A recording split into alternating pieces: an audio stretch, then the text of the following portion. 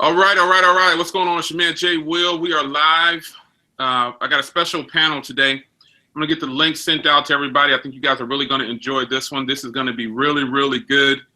You might see a new VIP face on here, but let's get this thing kicked off. All right. I sound like, what's the name? All right. I didn't mean to sound like that. What's his name? Kevin Hart. Yeah. I didn't mean to sound like that. All right. Okay, so we are officially live. So this link probably should hit. It should hit Google Plus and Twitter and stuff. Hopefully in a second here. Let me get the live chat open. See if I can get some people coming in here, and then we'll get the ball rolling here. The live chat is open. Let me save this. Make sure it's public. There we go. Now we're public. So now let's see if the link is up here. Should be on Twitter now. You guys will be able to pass that around. I'm going to get some introductions going here in just a second. Let me check the live chat. Make sure everything is good. All right. Let's see here. Let's see. Live control room. All right. Let me see here. We are about to be, yeah, we're on. Let me see here. Let me get this link out here. Share this thing on Google Plus and Twitter. And we'll get you guys all set up. Thanks everybody for joining in. And I think hopefully we're done getting trolled by Google Plus. Hopefully it's over. You guys have no idea what we went through just a second ago to get this stream going. You have no idea. Wow. This was a tough one to get going. Yeah. It really was. So hopefully, I just got it. Can you guys see the link? Did it go out yet? I just sent it out to Twitter. I got a Twitter. Okay, I'm sending it all out anyway. Yeah, there we go. All right. So we are going to get this thing going. All right, that's enough of that. So let me make sure I got the split screen going here.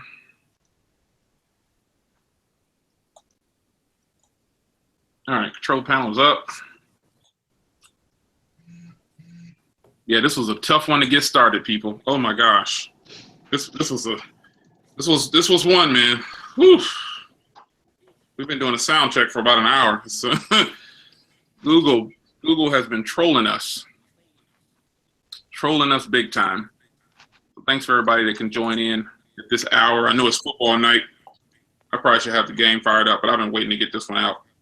So even if you can't catch us on the live stream, definitely catch us on the replay. Shout out to the replay squad. I know they're always on deck. The replay squad is something fierce. They sometimes they think that it's live and they're like, what? Y'all, is this live? I'm like, no, this isn't live, man.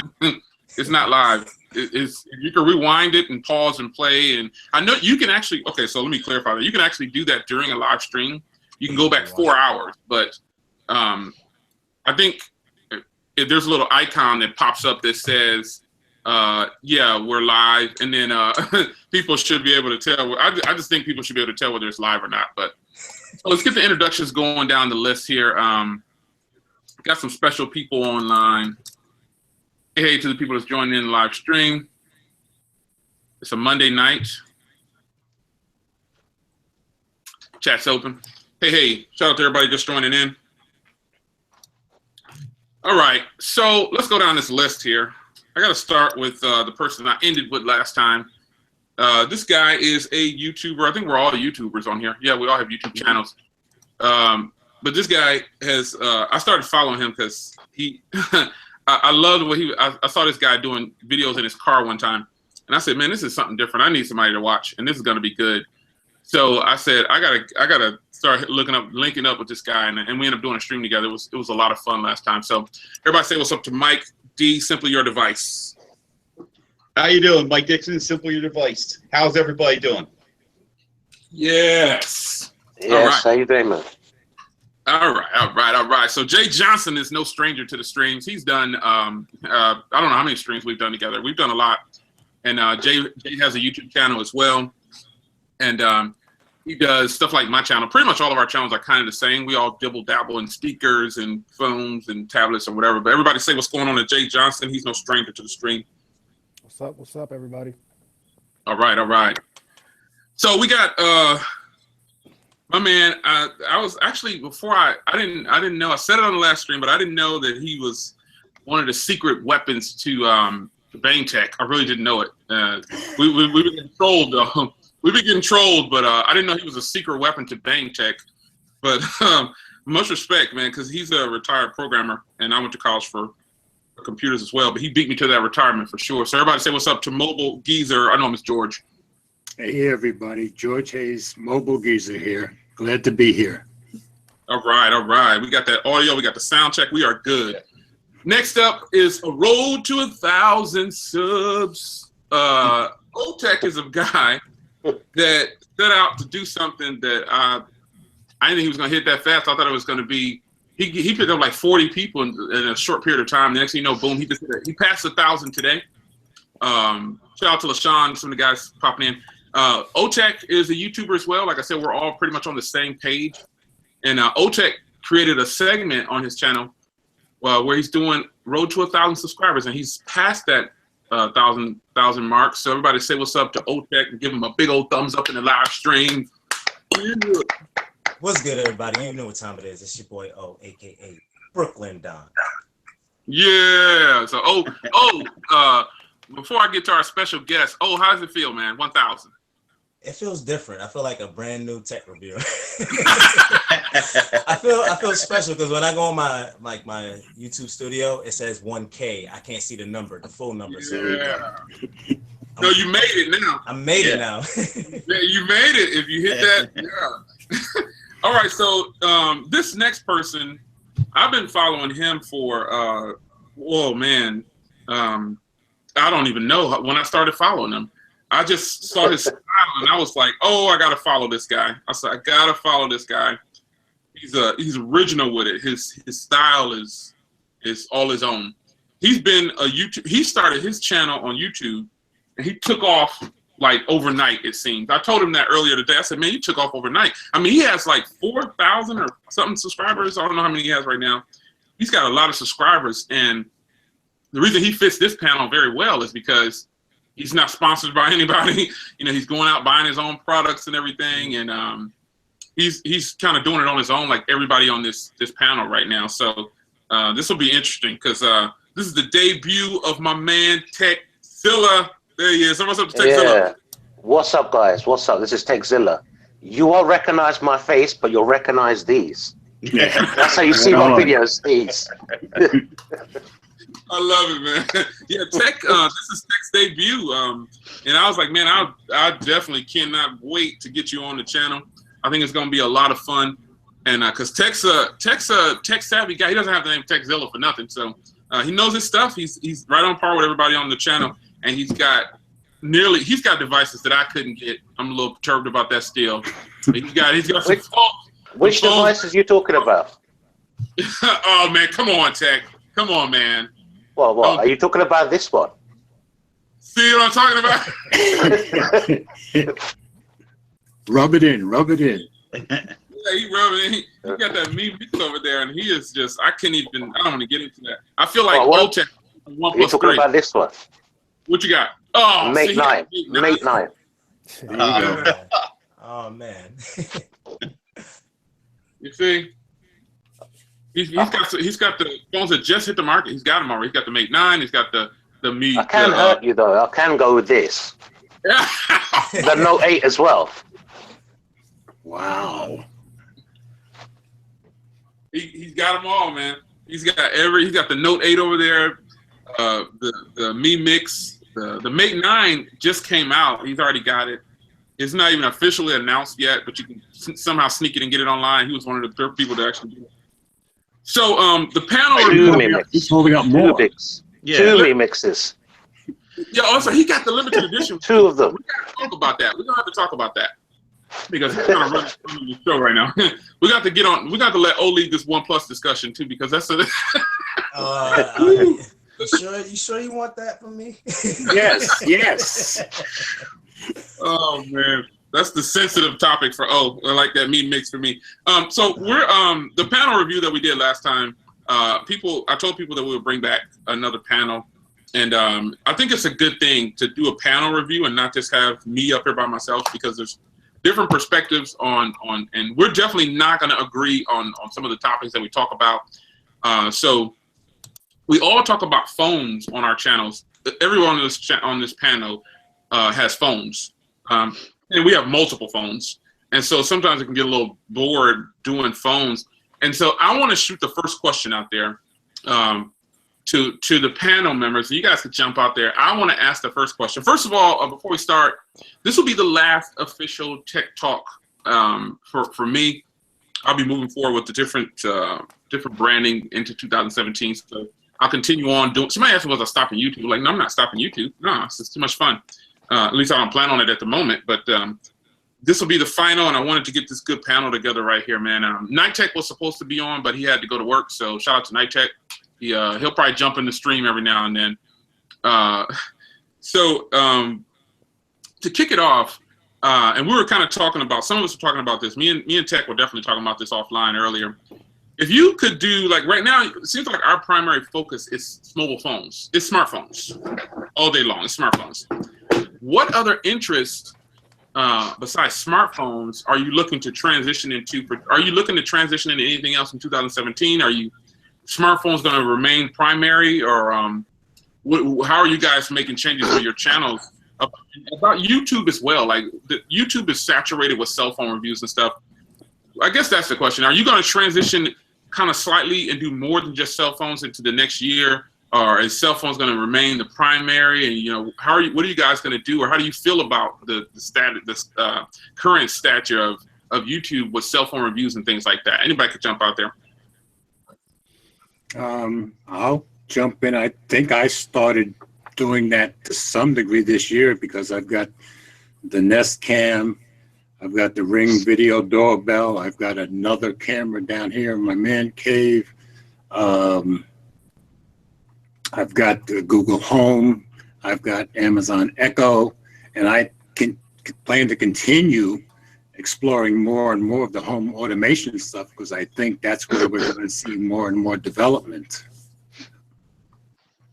I'm same thing with George. I'm right there with Google Home, Amazon Echo. I'm looking more towards AI, augmented artificial intelligence, because like you said, there's so much cell phones going on. Only other route to go with cell phones is budget. So I'm trying to look towards the future into technology, because at the end of the day, instead of sitting back being afraid of it, I'm gonna embrace it now.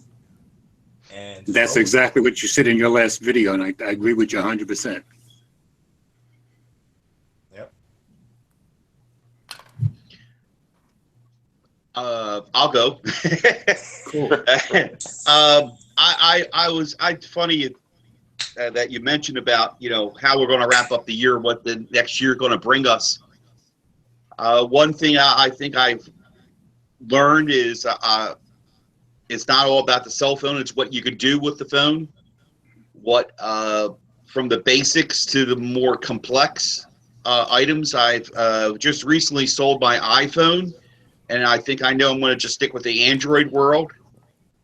And one other thing I would think I might work on, and more on a one-on-one kind of thing with people. I might search out people and show them how to get the most out of devices, and also about phone plans and carriers. And people don't understand that, about the data versus your voice. So many people, when I go to different stores, especially I'll say Walmart, and people are looking at these phones, and I can't help myself. I go and talk to them, and they think they got, they don't understand the concept of the data versus the voice, how much they got to buy. So it's going to be an interesting transition, but the phones are getting crazy, and they're always changing. I agree. I think that's great about you, Mike, that you can just walk up to people and just help them like that. I'm probably a little too shy to do that. Just walk up to people. Well, I think that's great. I had an instance just not long. Last time I was at the Walmart, I'm hearing this person. She had no idea. She had no idea what was going on, and I just was cringing because she just was like, "Do I buy this or do I get this?" And I go, "Wait a minute." And I try to put it in this perspective. I said, 2 buckets. One's data, and one's your voice, your voice in texting, and trying to make them understand that, and trying to get them on Wi-Fi and utilize Wi-Fi more than the data. Those little things. So I'm going to do videos, but I'm going to try and do a little bit more one-on-one too. I think there's personally, I think there's a business out there to go out there and show people how to go and get the proper phone plan and get the most out of their devices. You might need to start. He got to start his own company. Exactly. Yeah. That's sort of what my plan is. Yes, in a way. Yes. Whoa, 2017 is gonna be high. Can I You're get hired? here first, folks. Yeah, I got the debuts going down. For real. Yeah. Jay, how you gonna proceed, man? Are you gonna put out more content in 2017, Jay? Yeah, I mean, I'm gonna do a lot more reviews. As far as with phones, I'm kind of bored with the whole phone thing. I think I'm gonna do more vlogging. I got a lot of stuff that came in I got to do reviews for, so I'm going to do reviews on that. But as far as my direction, I'm not sure yet. I know for sure I'm going to do more vlogs, but I'm still trying to decide where I want to go with the channel. I hear that. Tech, we had a long conversation earlier. Yeah, definitely. What I want to do is basically, this year I started just reviewing cases and stuff because they're cheap and easy to review. Mm-hmm. So I've already transitioned up to mobile phones now. But I'm going to start going into more depth with those phones. So, like break it down, how the camera works, different videos for different parts of the phones. Then I also want to try and get into the audiophile side of things as well, because I love my headphones and I love my music. But this year it's been taken up a lot by mobile phones and stuff. Mm-hmm. So I'm putting that sort of on a back seat at the moment. You've probably seen a few videos I've done of headphones and earphones, but I want to do a bit more on that side of things because there's not that many people on YouTube who are like an audiophile when they review the actual headphones. Now they'll tell you how they feel on the head, but they don't go into detail. There's a couple of people, but not many. Yeah. Yeah, you're right about that. The only guy I know that I follow anyway that kind of does that a lot is Juan Carlos Bagnell, and he works for Pocket Now. Mm-hmm. So. Yeah, exactly. There is one other guy, I can't remember his name. I've been following him for a while, but he doesn't get a lot of views on his videos.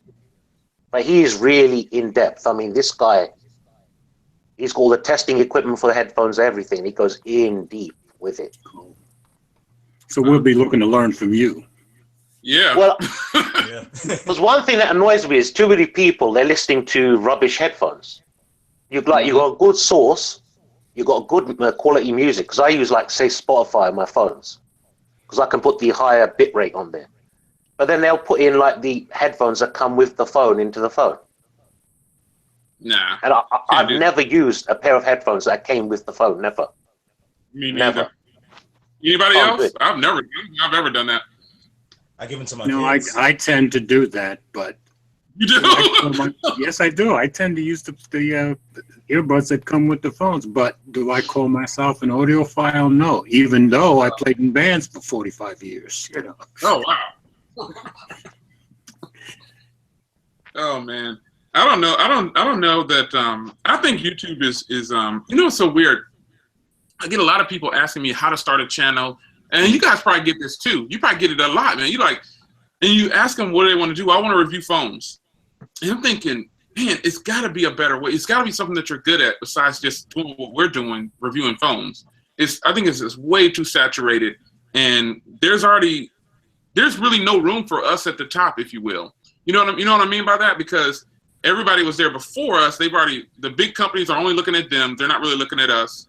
And it's harder for us to penetrate. So a person coming in after us, they actually believe that they're going to penetrate. And unless you go viral, it's just not going to happen, man. I mean, I'm an optimistic person, but YouTube is way too saturated for cell phone reviews. And the reviews that we get, the hits that we get, it's shocking, man, to even get any, because it's just too many YouTube reviewers. It's more than we actually need, I guess. I mean, am I wrong or? No, I think the problem is, personally, I think the problem is we don't get the units fast enough. I agree. If whoever gets them first, doesn't matter if they're big or small, they get the audience first. It's like I got I got the Gear S3 before a lot of the big YouTubers out there. I reviewed it before virtually anyone, and that video went big for me. It went big. I think it's around 50,000 views already in 3 weeks. Wow! So it's awesome. It's all for me anyway. Like when I got the S7 Edge. In the UK, we got it 3 days before all of you guys in the States. And because that happened, I was able to quickly do all the accessories for it fast. I had them already before I actually got my hand on the phone. Cool. Wow. See, with YouTube right now, it's still a small community. You know, there's many millions of people that's watching YouTube right now, and we haven't even touched bases on how many people that don't even watch YouTube yet. That's true. And the thing about the internet is it's slowly taking over. So YouTube is slowly creeping up. They're trying to outdo cable, outdo DirecTV, all of those people. So once this next generation starts really coming in, there will be more room. So it's like for you, J-Will, you've been doing it for years. For most of us that's only been doing it for a couple years, a year and a half, we still got some time to, as long as we keep grinding, we're going to catch up with those people that haven't even watched YouTube yet. So, and I agree with you, that at some point, this is going to start replacing cable and network television because people are going to see this is the place to come. And I think those who stick with YouTube are going to grow with it. It might take a few years, but I think you're right. all right. And take a look back what it was, 10 years ago or 7 or 8 years ago, what it was, and we'll look at it now. Yeah. So can only imagine what's going to be 7 or 8 years from now. And you watch it grow as big as somebody, let's say MKBHD is. A perfect example. I talk to the average person. They have no clue who that is. What's it going to be like when it gets bigger? Exactly. Yeah. Exactly. Yep. I don't know, man. I think you guys are right, though. You know, I guess I wasn't looking through that set of lenses, but you're right. Whoever gets the product first, that's how some of my V10 videos were. And that's how the XI7 was. You know, you get them first and you finally start putting those videos out. They just take off, you know. Like one of my videos went viral through all the vlogs, like Pocket Now and all those guys. They were using my video and I didn't know why I had 50,000 hits so quickly. It was about the Note 5 when they changed and put a label in there for the S Pen. That video, because somebody sent it to me. Jay, you probably sent it to me, didn't you? Somebody sent it to me on Twitter and said, going viral. And it had like 50,000 hits just like that. All because I read a label and blogs didn't have it yet when I was doing an unboxing, and then it took off. Yeah. So yeah, you guys are right though. It depends on who gets the first goodies first before anybody else. I mean, there's another thing. It's like in the UK, I've got a slightly different advantage to you guys in the States. Like all the Chinese phones, I mean imported Chinese phones, that if you guys get them, they won't work properly because of the different bands. In the UK and Europe, they will work.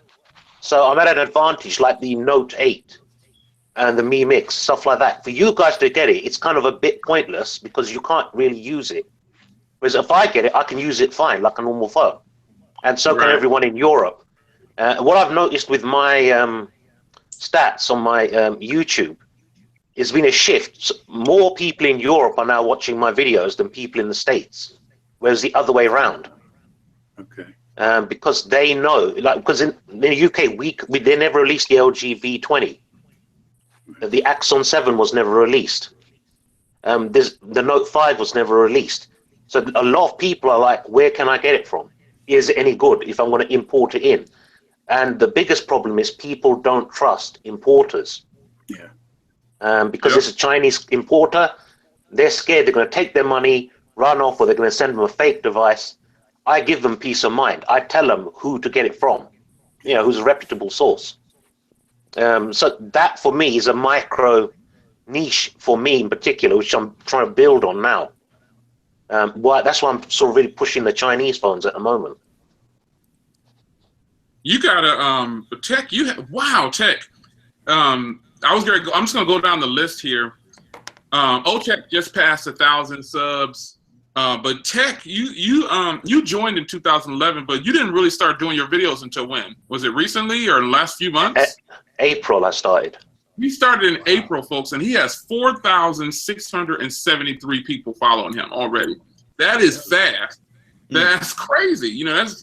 That's a quick blow up, and it is not just coincidence. I mean, he put in the work.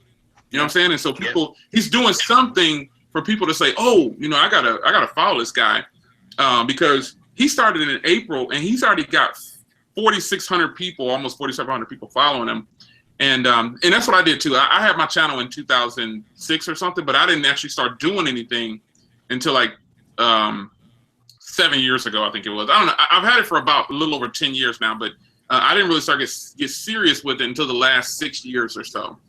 But his situation, for almost less than a year, 8 months, 9 months, wherever it's been, he's got almost 5,000 subs.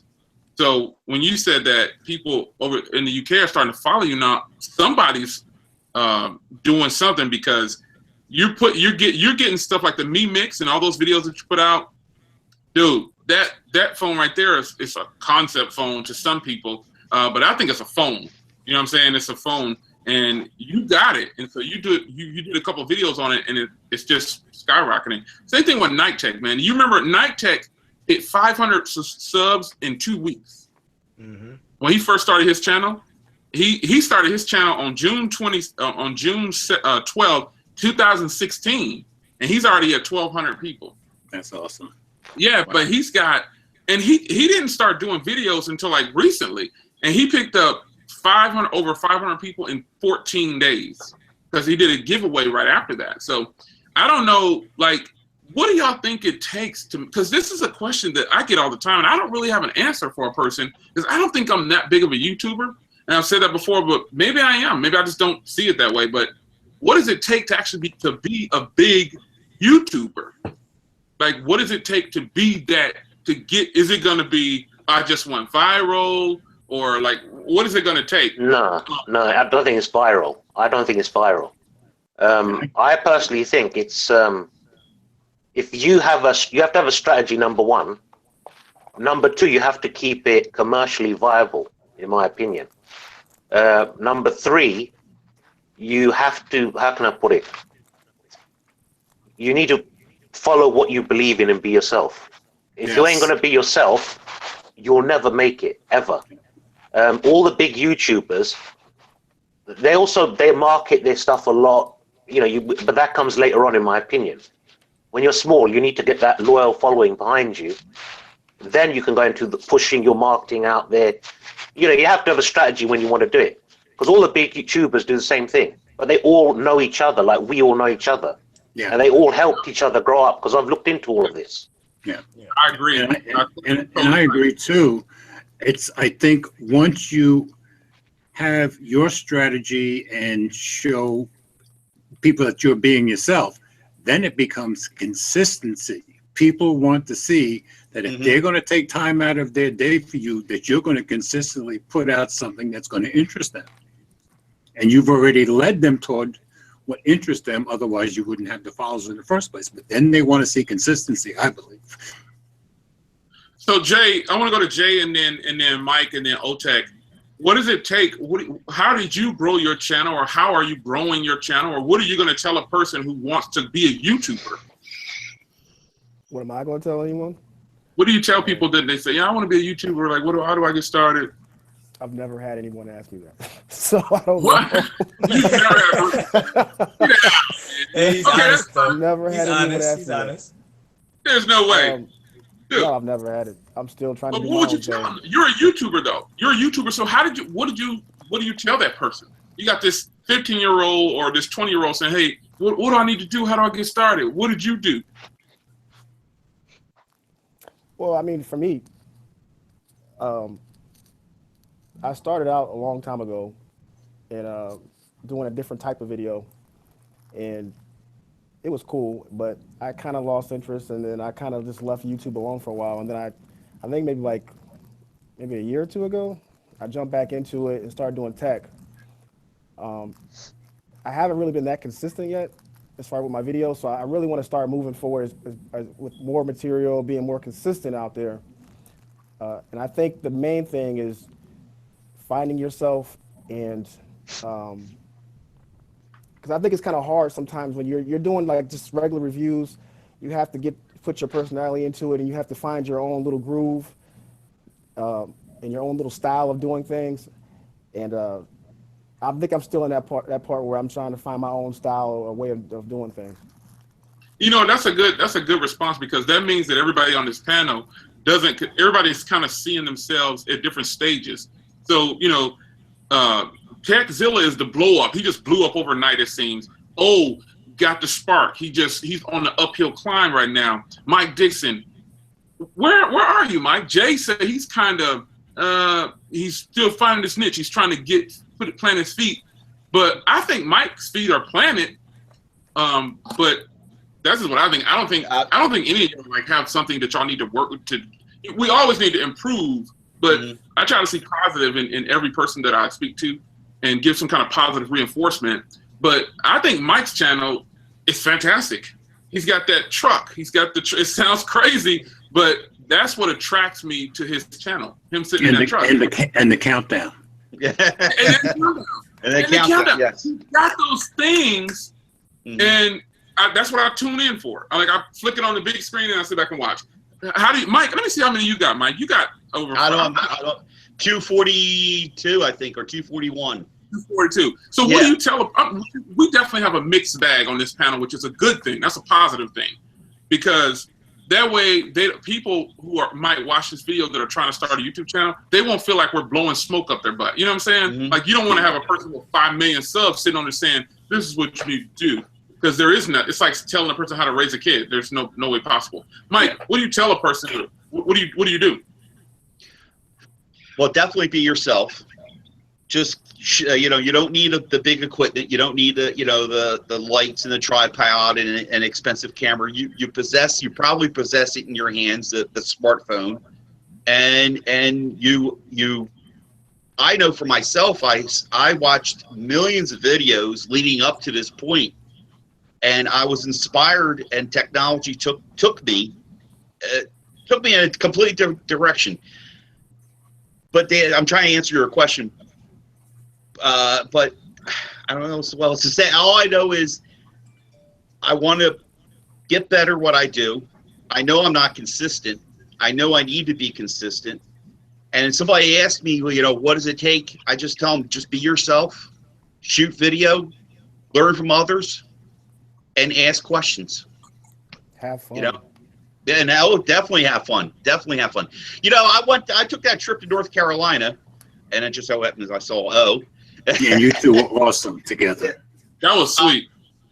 But I get that crave. I get that itch. So I just got the camera, plopped it on the dash, drove to North Carolina, and shot video in various parts. I figured to share my experience driving down. I talked a little bit about tech. I talked a little about, whatever was on my mind. I know I'm also, too, I'm supposed to be a tech channel, but sometimes I might swing a different way a little bit or try to get a little, get my creativity out there. And it isn't always about tech, but in doing so, I'm learning how to, edit this and put music to this and those kind of things. So I too am still kind of finding my way a little bit. I went through a phase just now of having all these devices, and I just realized, whoa, this is getting expensive. I have other priorities, and if you look at my opening video, my very first video, I said to get the most out of your devices. And I realize that's where I need to go and stick to my original mantra. And I think we're all, with the exception of Jay Williams, and probably Zilla. I think the rest of us are still kind of finding our way. But I think one thing we left out of it that I think needs to be said is, if you don't love it, it's going to show. I think we all love it, and it shows. But I'm still finding my way personality-wise, and I'm realizing more and more that people want to get to know you. And in my case, people want to get to know me more almost every single time my wife is in the video. People like me having my wife in the videos, and that's becoming part of my personality. That spark that you get, some people don't run with it. Like, Mike, you picked up some subs too, Mike. You now have 242, Mike, or 244. You picked up some subs. You said 240, you got 244. Yeah. Cool. George, you have actually 1,600. And part of that came from back in the summer. Joshua Bain from Bain Tech threw me into a giveaway that I knew nothing about, and all of a sudden my channel started blowing up. And that was pretty awesome. He donated the prize too for me, and then I did my own giveaway after that. But he's like you. He's that kind of nice guy, and he's the kind of guy who lives out his godliness, and I benefit from that, just like you make me benefit from that. And anyway, someone's gonna benefit tonight. I got a smartphone to give away. There you go. So that helped it, and then for me it became okay. Let's see who hangs around. Well, now I've seen who hung around, and that's not bad.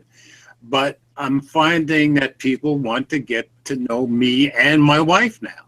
So I'm trying to combine whatever devices I get, whatever home automation I get, or speakers that I get, with showing what I'm like, especially, and more of what my wife is like, because they like her and they like our interaction for some reason. So I think I'm still filling it out. A lot of people probably don't know they've got a gold mine sitting right in front of their face. Like I'm going to go to O, and then I'm going to go back to Tech. O is doing his road. If you guys don't know, follow O Tech. He's doing road to 1,000 subscribers. Now he's already passed 1,000 subs, but in the interim of him making these videos, I've learned more about it. I've gotten more and more intrigued. We were kind of talking offline earlier about there's so much. We all follow each other, but it's very difficult to watch every single video. I actually do it. Very hard. I watch every video, but O is past 1,000 now, and O, in your series that you have now, Road to 1,000, I see that as like something like you could keep that going. That's not even something that vlogging every day is probably fun. I mean, what are you going to do with that? All right. So the honest answer is, after December 31st, the Road to 1,000 will end, as far as the Road to 1,000. But my vlogging is not going to end. I'm going to continue my vlogging on a separate channel. Same thing like Julian was talking about. He wants to start vlogging. Vlogging is a whole different breed. Like, it takes your level of creativity. It takes your level of personality. It takes everything that makes you, because you can't vlog and you're reviewing tech or you're teaching somebody how to cook. You're just being yourself. And when I was vlogging, and I started from day one all the way to whatever day I'm on now, I learned that I was just being myself. I'm even more comfortable in front of the camera vlogging than I was when I was reviewing tech. So with vlogging, it's just what story am I going to bring to somebody that they can understand? Like, I did the behind the scenes, and I was showing me using the slider. I like that. Yeah, it was good. My and you left your mess ups in there, and that was good. I had to, because at the end of the day, I don't want nobody to say, okay, well, they just get up there and we were having technical difficulties. This is real life YouTube struggles. Yep. You never know if the camera may not function right, the lights may not work. I'm sweating under this hoodie because it's hot in this house. But I want people to see a different side of old tech that's not, the side that my family sees. I mean, there's still another side to me. I'm more spiritual at times. I'm a student. I'm a father. You know, they see some fatherly stuff, but they don't see the real stern old tech time. I edit those parts out when my kids are acting up in the car. I'm like, hey, what do you? Hey, I'm gonna pull this car over. So you do have some of your mother in you, then, huh? Oh yeah. My mom is in me. She doesn't like it, but she's like, don't talk to the grandkids like that. I'm like, Ma, you used to do it to me. Exactly. But like I said in my thank you video, the road to 1,000 wasn't the reason why I hit 1,000. It was because of consistency. It's because of me utilizing the algorithm of YouTube. I had to study it for a while before I even knew what I was really doing. I mean, I was still pushing out videos, but I learned that I was kind of just, I was just doing it. Now there's like what Zilla was talking about. You have to have a strategy. You have to know where to post, when to post, how to post. It sucks because back then you didn't have to do that. You just post a video, and a lot of people could see it. Nowadays, with so many people doing YouTube and so many options, you got to position yourself to be seen.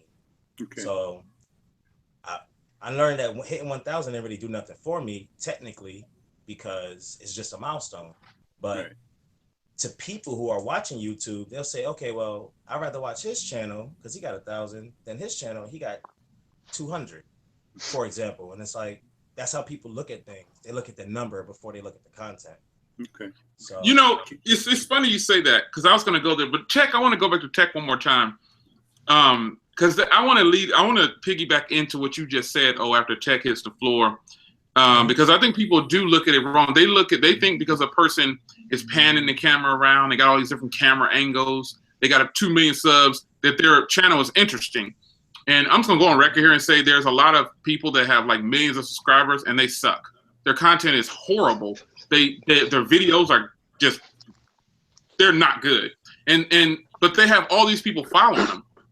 But the content that they're putting out, I don't have to say any names. Just go look for yourself. If you call that entertainment, I'm not saying that what I'm doing is better. I don't know how they got to 5 million subs in 1 year. Like, what are they doing to get? And I look at their content, and I'm like, this is horrible. This isn't even funny. This guy is not entertaining. It's no other way to say it. Man. There's no way to say. I mean, come on now. You guys that sit on this panel, are you telling me that some of these people that have 4 or 5 million subs, they're entertaining and they're funny and they're good at what they're doing? Without referring a name? Yeah. I don't want to say anybody's names. Nah, not really. No, they just put out content that attracts drama, idiocracy. People like. And they occasionally put out a viral video, and I think if you do that at certain times, it just keeps bringing more people in. Jay, you laughing, man? What? Are they good? Say what? Are they good? Some of these people with 5 million subs, are they that good? Man, and there's clickbait too. I was thinking about that because I noticed some YouTubers, and there's some that they have like awesome videos. Like the cinematography is just awesome. I mean, it's great. And then the content is just like, I don't know. But they make great videos. I want to get around to it, but I got to circle back to Tech Zilla real fast. Tech, you are probably the fastest growing of everybody on this panel, probably, because I actually, believe it or not, I was telling Tech, when I ended last year, I only had 11,000 subs.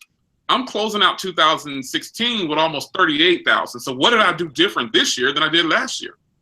So, but that's still not fast growth like Techzilla, I think. Or is it the numbers? Isn't he growing a little bit faster than me? He's got almost 5,000 since April. Yeah. So what are you doing? Or what are you telling people? What are you doing? Or what do you tell that person to get to do what you did? Okay. All right. Basically, the way I look at it is this: if I look at it purely like a consumer, purely everything I review as a consumer. So, for example, when the Note 7 was coming out, I knew in my head, what does everyone want? They're going to want cases, they're going to want screen protectors, and all this sort of stuff. So I thought, right, that's what people, because that's what I want. If I'm getting a Note 7 and all glass phone, I want cases and I want a screen protector that looks good on that phone. That's how I purely think.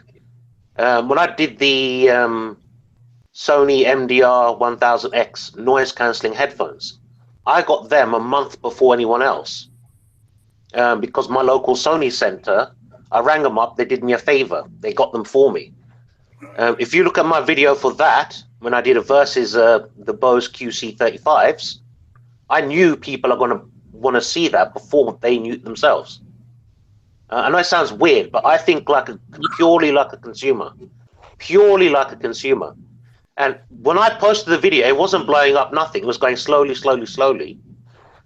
A month later, the headphones got released. And then suddenly, that video, the versus video, shot up about 40,000. It's over 40,000 views now, I think, in a month, something like that. I sort of preempt what people are going to want. And plus, I have videos, like say I've got, I don't know, the S7 Edge. I've still got about 60 videos of cases for that phone. Purely because I know that phone is popular. And the Note 7's gone. Now all my S7 Edge videos are being viewed by people who had the Note 7. Because they're looking, right, what screen protector can I get? What case can I get? So they're all going back into that. And I've made a playlist of each device. So like my iPhone 7 Plus, I've got a playlist for that. And because that way, when they go into a playlist, they binge on your playlist. Okay. That's what works for me, because they see one, and like my YouTube's automatically set up on autoplay, so it loops. So I go from one video to the next video to the next video. And once someone gets into it, they'll go, what's that? And plus, I listen to my viewers, and I listen to my subscribers. I've recently changed my thumbnail, for example. Because a lot of people were asking you to do that, weren't they? They were asking you to update your thumbnail. Yeah, I think so many YouTubers don't listen to what their subscribers and viewers want. And they're not criticizing me. They're telling me I should have a lot more subscribers than I do and a lot more viewers. And they're telling me your thumbnail's not good enough. But in a polite way, they're not saying it's rubbish or anything. So they're trying to help you. Exactly. They're saying change it, make it brighter, make it simpler. So I've done that. Then someone's saying you're a great reviewer. Now we want to see you step up a level and start being a bit more professional with the way your videos are edited and stuff. And literally 2 days ago, I opened up Adobe Premiere. No practice, never learned it in my life, never used it in my life. I've started making an intro within 2 hours. I started editing my videos within 2 hours. Because I'm quite a quick learner. When I get into something, it's just because it's the love, isn't it? If you don't love it, well, I do. You know, and you have to have that thing. You want to grow. Tech, I gotta ask you. I gotta say this. There's not a lot of some of my videos for cases never hit 10,000, 15,000. You've got case videos that are 16,000 views in like a month. That is a lot of views on a case. So you've got another one, 5,000. Most of these average 1.5 thousand. Now you got a video that just went out a week ago, and I want to ask you this question. This is for Tech because we've all done this before probably, but Tech doesn't do it very often. 18,000. This is crazy. You put out a video talking. That's all you did, and it was on the Fitbit ending. That video is already over. Now, you don't do it that often. I don't see you put a lot of like blog videos like that. We all do that. On this panel, that's kind of what we pretty much have done that already. George, you might not do it that often, but Tech put out a video talking about the Fitbit or whatever it was. It's already well over 1,000. Why won't you try something like that? Like, what is it that... That's what I'm going to start... No, I'm going to start doing that now. That's my beginning of next year. I had a strategy. We had this discussion earlier offline. I'm tired of just my hands, and now I think people need to see me and see my face, see the man behind the hands, if that makes sense. And they'll probably see more of my personality come through. Because off camera, I'll be smiling when I'm filming a video. up my hand, but from my voice, you think I'm not smiling. You Yeah. think I'm dead serious. No, but it's true. Especially because I'm British, it sounds even more. Oh, by the way, is Susan in the stream? Is Susan in the I think she is. Because I said I'd do a friendly nod to fish and chips.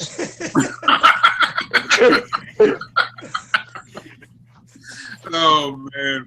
So you guys, obviously, George. Now George is on camera a lot. Oh, excuse me, Mobile Geezer. You guys know it's Mobile Geezer. We're pretty much all of us except for Tech have been doing some kind of vlog. George does vlogs. He does like a car vlog. Mike Dixon definitely does a car vlog. And Jay Johnson started off doing vlogs. I didn't start off doing vlogs, and O-Tech is doing vlogs. The question I have is, do you guys think that live streams are the way to draw in, it'll help your channel grow? Or let's just say a person has no devices. Well, let's just say they have one phone. They have one phone. Okay. They have the okay, yeah. O was like, come on, Jay, you got to give them one phone. Okay, so they have one phone, and then they have one tablet. And they need to jumpstart their channel. Do you think that like these live streams that we do you think that's something that every YouTuber should incorporate at one point or another? Should they start off that way? Should they gradually move into that? Because some people don't want to be on camera. But do you think it's something that because remember, I didn't used to do it. I just had my hands on camera, and then people start saying, hey man, you gotta start showing your face. I'm like, why do you want to see my face? You know, so I moved to that, then I moved to live stream, then I do phone calls. What do you got? Do you think that a live stream is something that is a requirement of a YouTuber? No. And I think it's a natural progression. You think that people just eventually get to it? They just say, you know, this is one of the next steps. I think, it's a next step. Yeah, I think it's a natural progression because to me, I haven't done a live stream yet other than with you or with Bain Tech, but on my own, like you do it all the time, Jay. But when we get to Vegas, I'll be doing my first live streams ever, and I'm going to see how they react. I'm thinking it's a natural progression, and I'm going to do it from my phone. I'm going to do it for YouTube and for Facebook, and I'm going to try to do my first Periscope, and I'll see how it goes. I'm gonna be the devil's advocate on this one. I think it does. We're not waiting on this street. No, go ahead. I'm kidding. I'm just playing. The only reason I say that is because when I did my live stream, I think it was the unboxing of the Axon 7 Mini.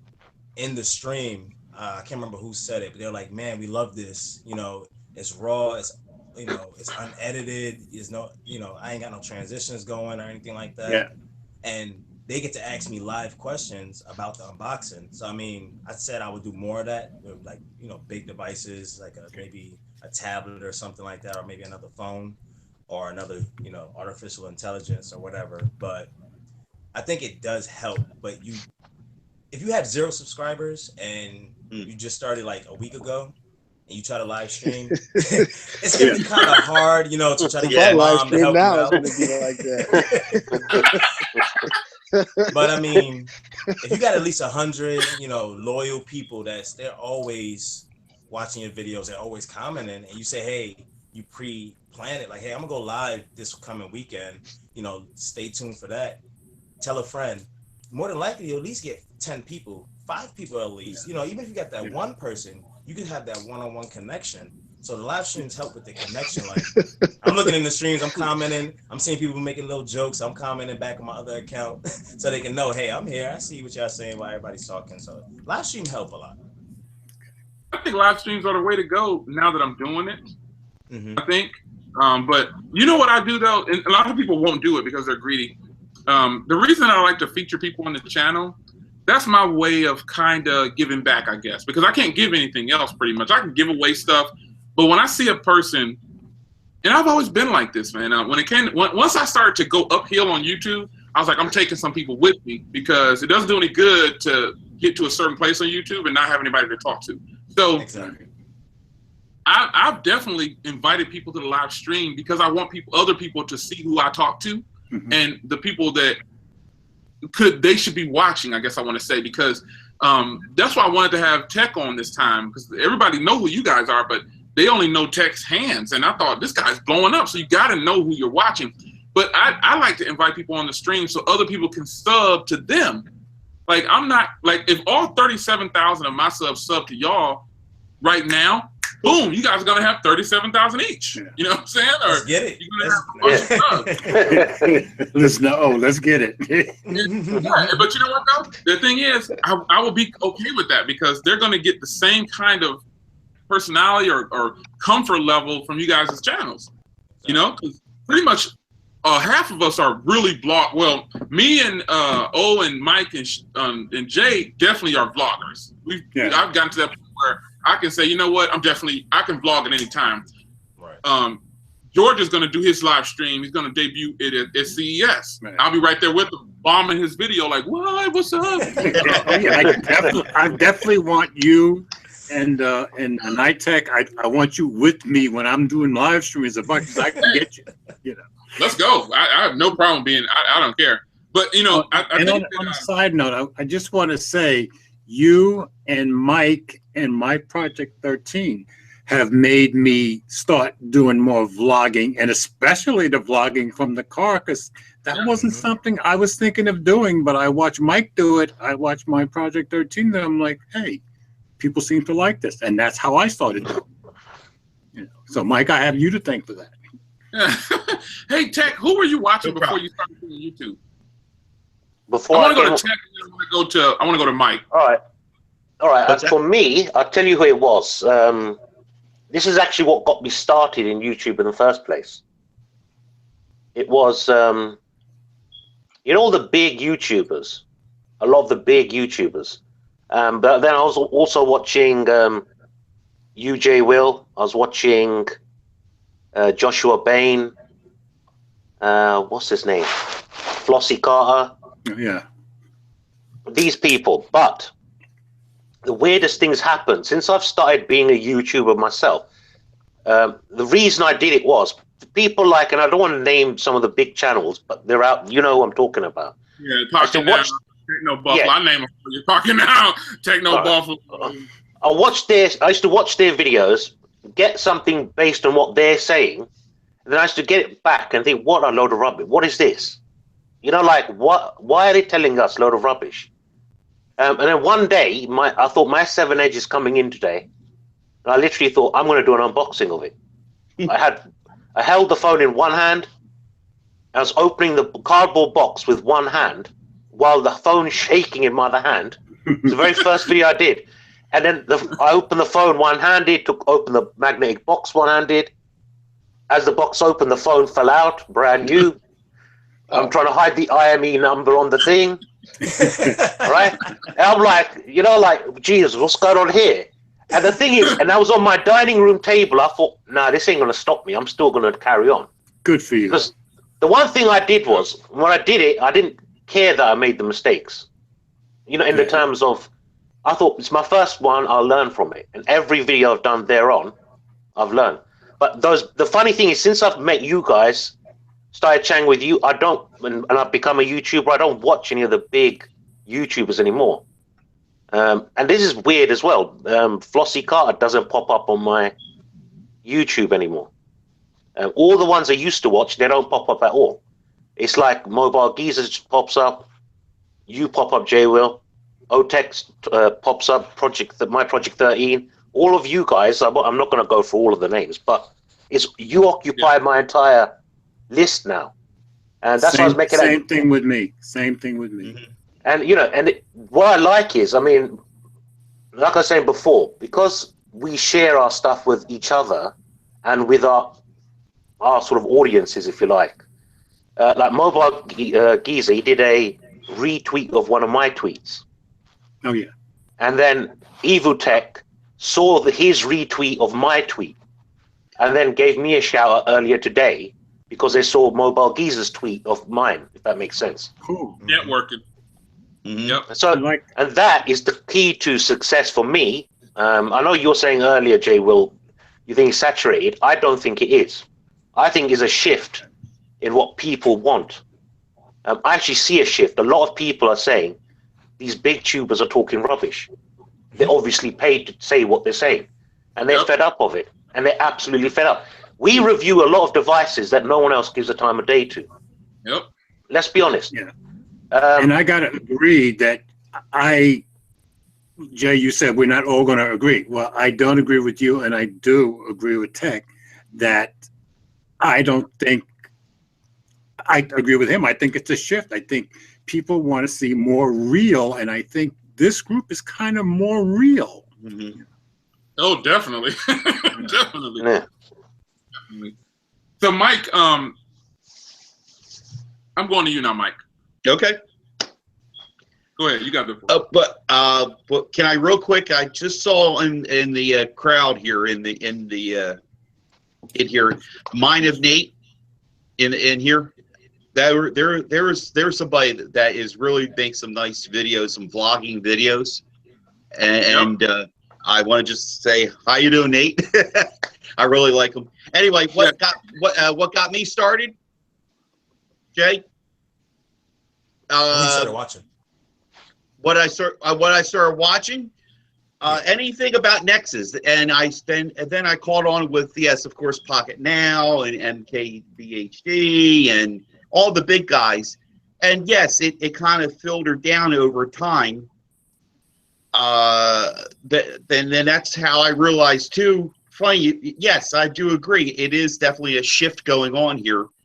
That it wasn't real. You know what I mean? It was mass produced.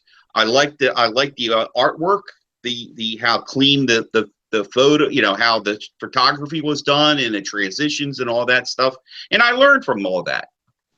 But yes, I felt to a point there wasn't somebody out there telling you, hey, this is great, this isn't, that kind of thing. So yeah, I don't know, man. I just think it's saturated. I mean, I have to agree though. You guys are right. There is a shift, and I guess maybe I feel like that way because I don't know that I didn't really know I was a part of the shift. You know what I mean? Like you definitely are part of the shift. Yeah, like but when you're just doing something and you're not really thinking about money or I actually forgot it. Once I passed, like somebody brought it to my attention. Oh, you just hit 25,000 subs. I was like, whoa, I didn't even know that. And we just hit 30,000. I'm like, I'm not really paying attention to that, but I appreciate it. But I guess when you're just doing something and you're having a lot of fun, you don't really see it as, you don't see it like the other person see. Like we can't really see a lot of things when we can't look at ourselves. Like I can look in the mirror, but I'm never going to see what other people see.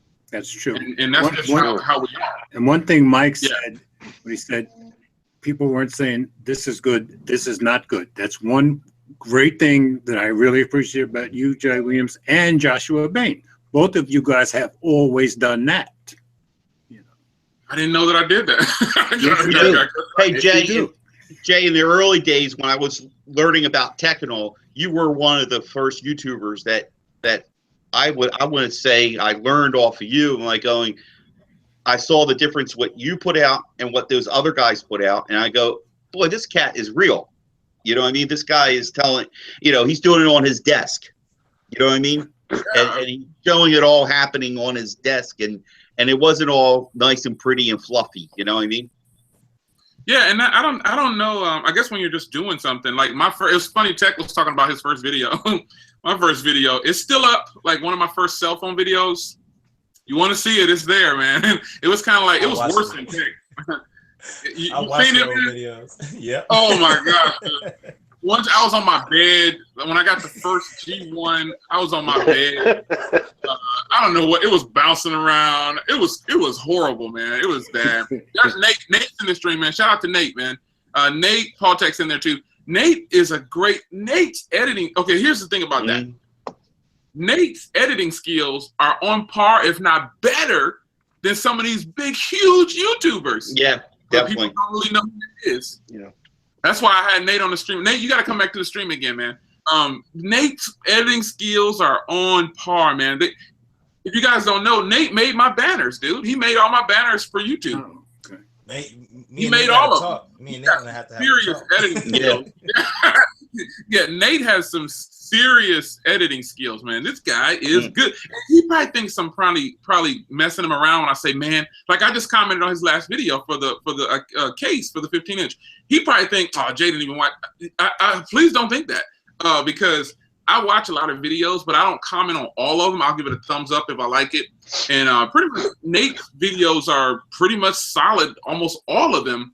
And his last video, I told him, I said, man, he probably thinks I'm full of it, but I said, man, I really like your style. Your style is smooth. You know, he has that laid back. And so if you're in the live stream, click on Nate's name, The Mind of Nate, and you'll see what I'm talking about. He has a vibe that's out of this world. And Jay Johnson is the same as him. But Jay is too laid back. Jay is like laid all over back.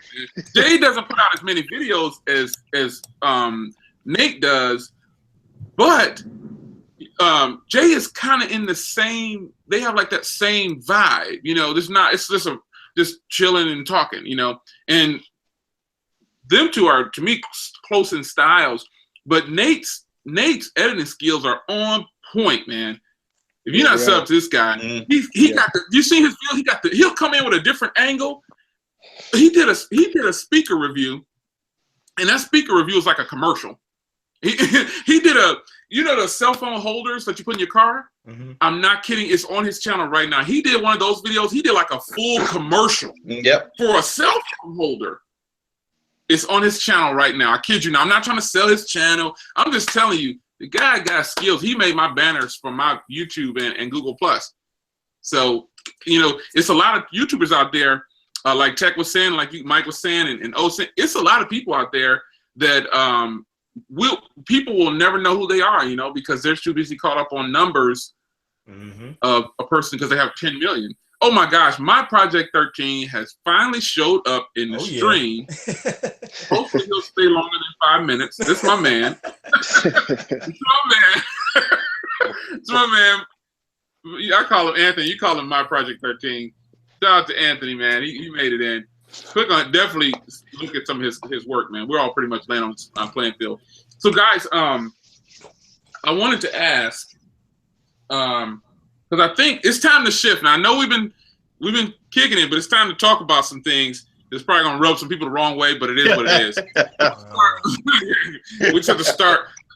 Anybody could jump in here. I don't want to go in any kind of order. You just jump in.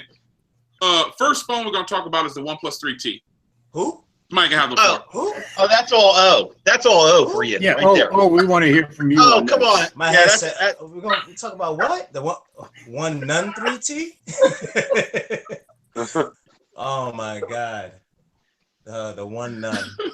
I still got the slick. Nobody wants the Slick Wraps case or the Slick Wraps skin that I got. That I'm trying to give away. Nobody wants it. They don't have a phone. So tell it. They don't have a phone. What your problems are with OnePlus 3T. There's no problem with any of the OnePlus devices. I'm gonna make that clear. I have no issues with the devices. I'm pretty sure that the 3T is a bomb device, but there's a problem with the company. That's a whole different subject. The company doesn't get this supposed flagship killer out to the consumers. Okay. And that's my biggest problem. They don't. And you have named why I have never bought a OnePlus product to date. Because from day one, I have really disliked their attitude, the way they did the first year marketing, the insult to women that went on for months. It took me a long time to get past that. And now I'm thinking about my very first OnePlus. But see, you said that, and that brought me right back to where I was. It's sold out, right? It's like going to Walmart. You see the sign that says sold out, and then you go to the checkout and they say you can still pay for that item, but we don't know when you're gonna get it. Yeah, thanks a lot. Yeah, I'll do that. It's not a $10 item. It's $400 and something. That's $400 something. I could buy 2 devices with that. I can. Yeah, you can buy this island, but you can't go there. You know? Exactly. That's the problem I have with it. Don't get me wrong. If you want to buy it, if anybody wants to buy it, go ahead. But just know you're not going to get your device for a little while. I'm going to wait till it's available. There you go. Yeah. Hey, Tech, Jay, are you going to buy the OnePlus 3? You ever consider bringing the OnePlus 3 in? And Tech, I know you don't have it. It's not available where you're at, is it?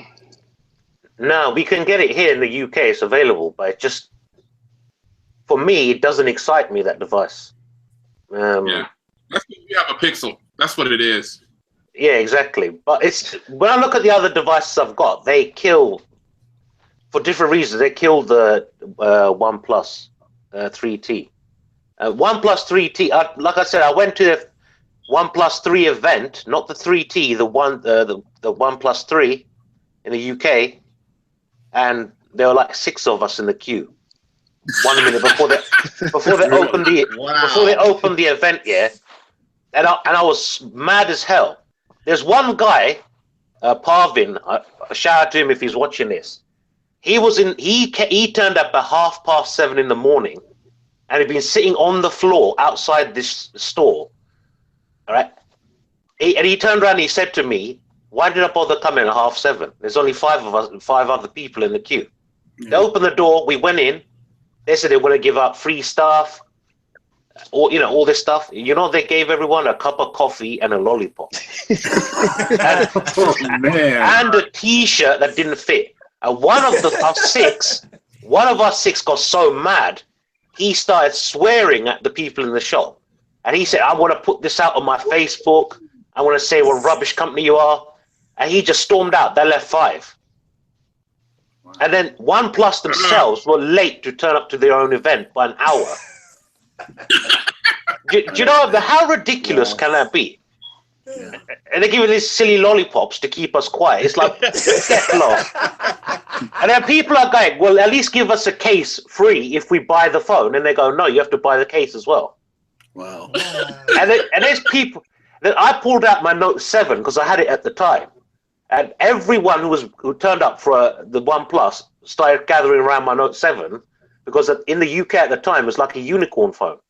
Mm-hmm. They all kept going, if we had the money, if we could get hold of it, we wouldn't touch the OnePlus. We'd have got the Note 7. And they're looking at the screen. They're like touching it like, it feels weird. It's like they're touching one of your children. It's that sort of weird, like, you're trying to say, like, don't touch it. Don't touch. It's glass. If you drop it, you're going to smash it. Leave it alone. And then one guy dropped his OnePlus 3 on the floor while he's handling my Note 7. Then he asked me to take a picture of his dent in his OnePlus 3 so he could send it back to get a refund so he can get a Note 7. Oh my gosh. You have an experience like that, it kind of puts you off from the brand. You know what I mean? I can see that. I mean, there's nothing wrong with the device, but as a company, like OTEC saying, nah, I couldn't deal with that. I cannot deal with that. I was gonna shut it down. Wow, Tech. He definitely. Jay, are you gonna buy? You plan on picking up the OnePlus 3T? Probably not. I have absolutely no interest in any device right now. You rocking with the iPhone, right? Yeah. Yeah. That's why. You brainwashed, man. Apple don't got you brainwashed. Oh, stop it. Oh, here we go. Stop it. Julius, let them get to you, Julius. Stop it. You saw my picture on Twitter earlier. That moment where you say to yourself, what in the heck was I thinking? That was awesome. That was awesome. Gosh. Yeah. The iPhones are cool, man, but man, get so bored with them, man. I can't do it, man. See, that's how I feel right now about Android. I'm a little bored of Android right now. You said what, Jay? I'm a little bored of Android right now, so I'm sticking with iOS for a while. What? Wait, what? That's fair. Yes. I don't get it, man. Explain, please elaborate. How are you bored on Android so you go to iOS? I mean, I've been using nothing but that for like the past 2 or 3 years. And I'm not saying iOS is better. I'm not gonna before anybody flips out. It's just that I went back to iOS 10, and that's what I'm rocking with for a while. No, but what makes it interesting though? Like how is it more? Like, why are you not bored with iOS by now? That's what I'm trying to figure out. I mean, for me on Android, I wasn't really one of those people who like to customize anything. Oh, okay. If I got a new launcher, I probably use it for maybe a week, and then I went right back to the stock. Okay. Oh, okay. I wasn't really a customized kind of person. So for me, if you look at my Nexus 5X, it looks pretty much the way it looked when it came out the box, because I'm not really into all that. So you probably purely iOS then. You probably purely iOS. That's legit. Yeah. And I was a Windows Phone fan too for a while. So sorry for you, man. Sorry. It's cold, man. Jay Will likes Windows too. I love Windows Phone, man. I don't know. I'm kind of getting tired. I'm a huge BlackBerry fan too, and the new BlackBerry that's getting ready to drop with the full keyboard, it's going to be running Androids. You know, I'm not really a fan of that mix, but I actually might try that one. People have been asking me to try the DTEC 60, and I did the Priv. I wasn't too impressed, but you know. But I will say this: I would rather have a DTEC 60 or DTEC 50 over the LG V20 on a bad day. That was like one of my worst experiences. V20 just does not do it for me, man. I don't. It's amazing that the disparity of opinion you hear about the V20, because you hear raves and then you know all the way to where you are. Yeah, I'm gonna have to get with Josh too, man, because Josh is on there just praising it. I'm like, yeah, Josh loves that phone. Yeah. Let me tell you something. This is what Josh needs right here. Exxon 7. Oh, okay. That's what he needs. Okay. He's on Verizon. He's on Verizon. He needs to get off Verizon. Yeah. No, I heard that you can use the Axon 7 on Verizon. Somebody said they're using it on Verizon. People said you could. I guess you can. I'm not sure. You can use it on yours too, George. The ones that we have are developer edition, so it works. All carriers work on ours. Okay, yeah. I've tried it. I've got videos. See, I'm T-Mobile everything, so. Oh yeah, you know it. Hey, I was with Sprint for 16 years, but once I started reviewing phones, I knew I had to get on GSM. Yep. Mm-hmm. You're right. You got tired of logging in, changing your serial number just to switch phones. Yeah. Sprint sucks, man. Sprint is just like the worst network ever, man. They are. It's just I don't know, man. Their network. You know, the OnePlus 3. Anyway, OnePlus 3 is good, but somebody said it's the poor man's Pixel, and I kind of disagree with that because the Pixel, to me, is pretty much my experience is flawless except for the price. I've never had a phone that comes close to the Pixel for me. Exactly, and I think it's just because of the price. I got the Pixel. It's right here. Yeah. The Honor 8 is the poor man's Pixel. That's his Honor 8, isn't it? This is the poor man's Pixel.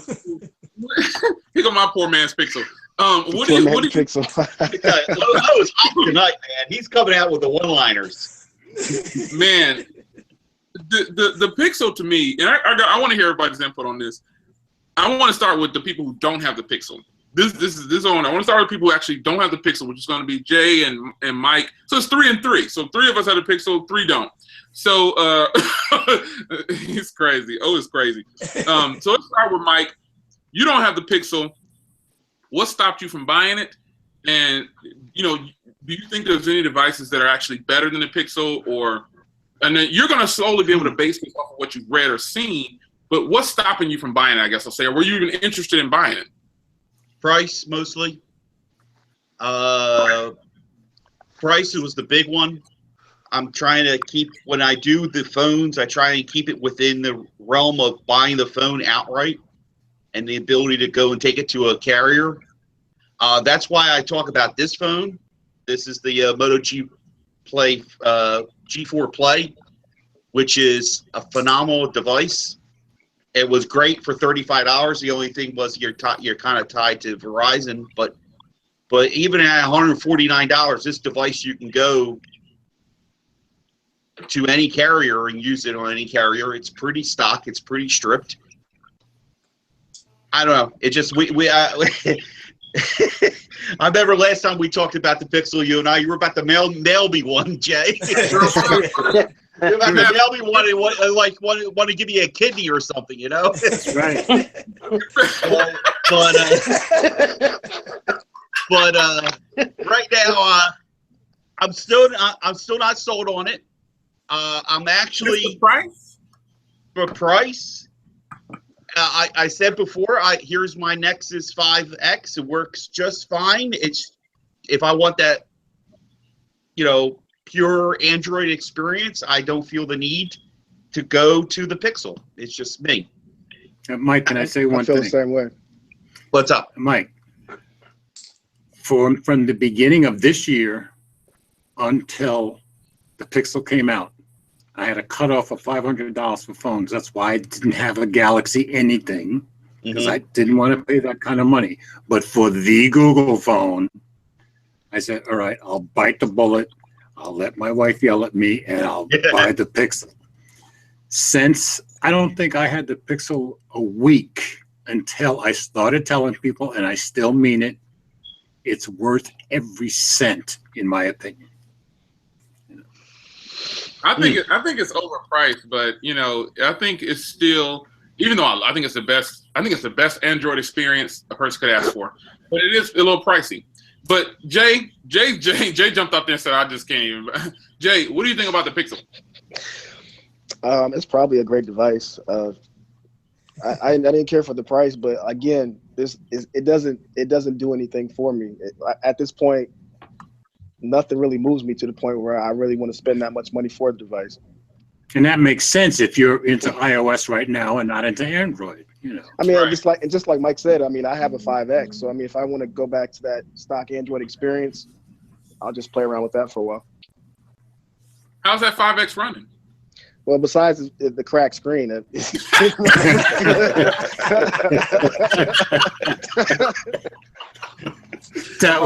was priceless. Yeah. You can't make this stuff up. You can't make this stuff up. Besides that cracked screen, it's doing pretty good. yeah. I mean, I guess that's where you are right now. We go through phases at one point, because sometimes I love the iPhone, in most cases I hate the iPhone, really dislike it. But Otek, you wanted the Pixel, right? Didn't you want the Pixel? I wanted. Keyword is wanted. Yes.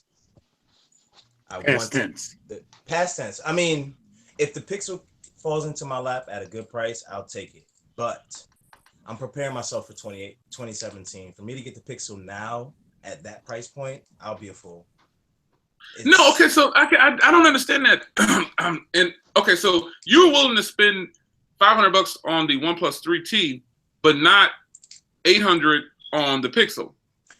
As a reviewer, me spending No. Oh, as a consumer? Yeah. I'm in the consumer As a mode. consumer, Okay. not a reviewer. As a consumer, I still want to spend $800 on. I would spend $550 on the Pixel XL. I'm just trying to figure out how people have labeled that. I mean, I'm not saying you're wrong or Right, that. right. I do that too, but see, I think that's coming from the people who don't have the Pixel. If you had the Pixel, now, even though I say the Pixel's overpriced, I'm still I gotta have it, because there is no phone software, Android, that is messing with the Pixel at all, man. People can, okay, this is for people watching the replay crew. This is for you guys, and then also some of the people in the live stream. You can listen to the big bloggers say, the Pixel's camera's got the halo effect. The Pixel has an audio problem. You can listen to all that if you want to. You can allow them to make the decision for you. You gotta get the phone, because once you pick it, that's why I told Mike Dixon on the last stream. I said, listen, don't take it home, because you're not gonna want to return it. You're not gonna want to get rid of it. Yeah, I told him. I said, don't go look at it. Don't play with it, because you're not gonna want to send it back. You're gonna eat that. And don't take a picture with it, please. Yeah, the problems that people are talking about. It's got a halo effect and it's got audio problems. They're getting that from what they see on there, because a lot of these people don't even have the phone. They don't even have it yet. Yeah, definitely. I need to do one qualifier. I did say I think it's worth every cent. Now, I agree with Jay, it's overpriced. But in a world that contains the Galaxy S7 Edge and the iPhone 7, it's worth every cent. See, you got it, man. I want to circle back around. That's different. I want to circle back around to. Oh, go ahead. Oh, sorry. Yeah, is frustrated. He wants to say something. See, the reason I'm not going to get the Pixel at the price point is that not because it's, that's the price point. They overpriced it on purpose. They could have kept it. Yes. The Nexus 6P was a great device. I agree, but they did it on purpose because they're saying we are right here with Samsung and with Apple. And they made a statement, and I think they're right. But why do we have to continue to prove these OEMs that want to do that? We just allow Google to let Huawei and any other company say, well, we're just as good as them, so we're going to price our devices at that much because people are going to buy it anyway. We got to put our foot down somewhere. I don't care how good the device is. I'm thinking, now this is just my opinion. I'm thinking if it's not named Google or Apple or Samsung Galaxy, I don't think people are going to pay that kind of money. But for those three, I think people Yeah, will. they never. I No think way. the jury's still out for Google too, though. I don't think they're still in that category with Apple and Samsung yet. I think they're outselling them right now. Yeah. You know what? I don't know. I think the Nexus 6P is a better device than the iPhone 7 Plus. I think it's got better hardware, better speakers. The camera's great. Speakers are certainly better. 128 gig Nexus 6P brand new right now through Google is only $550.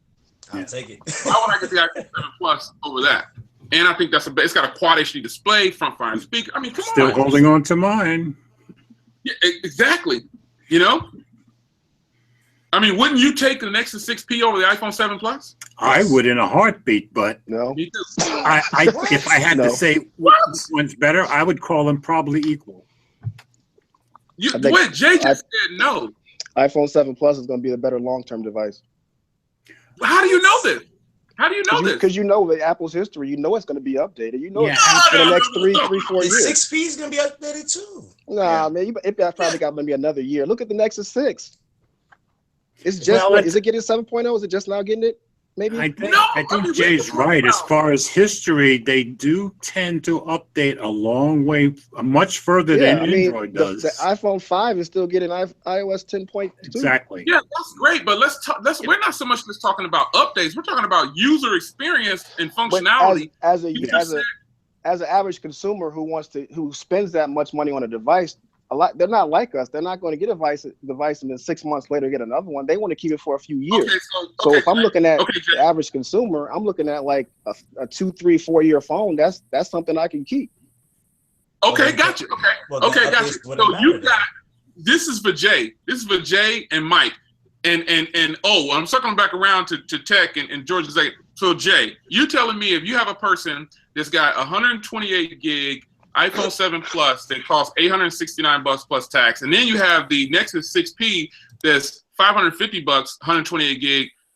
You would recommend the iPhone over the Nexus 6P? If they're looking at, well, you're talking about price point. If you're looking for the smaller price Not point, just yeah, the price 6P is point, going to be not just price cheaper. point. But if you're asking not me, just price which point, if you entire put them, package. if you telling me phone for phone, which one would I pick or would I recommend? I'm taking the 7 Plus.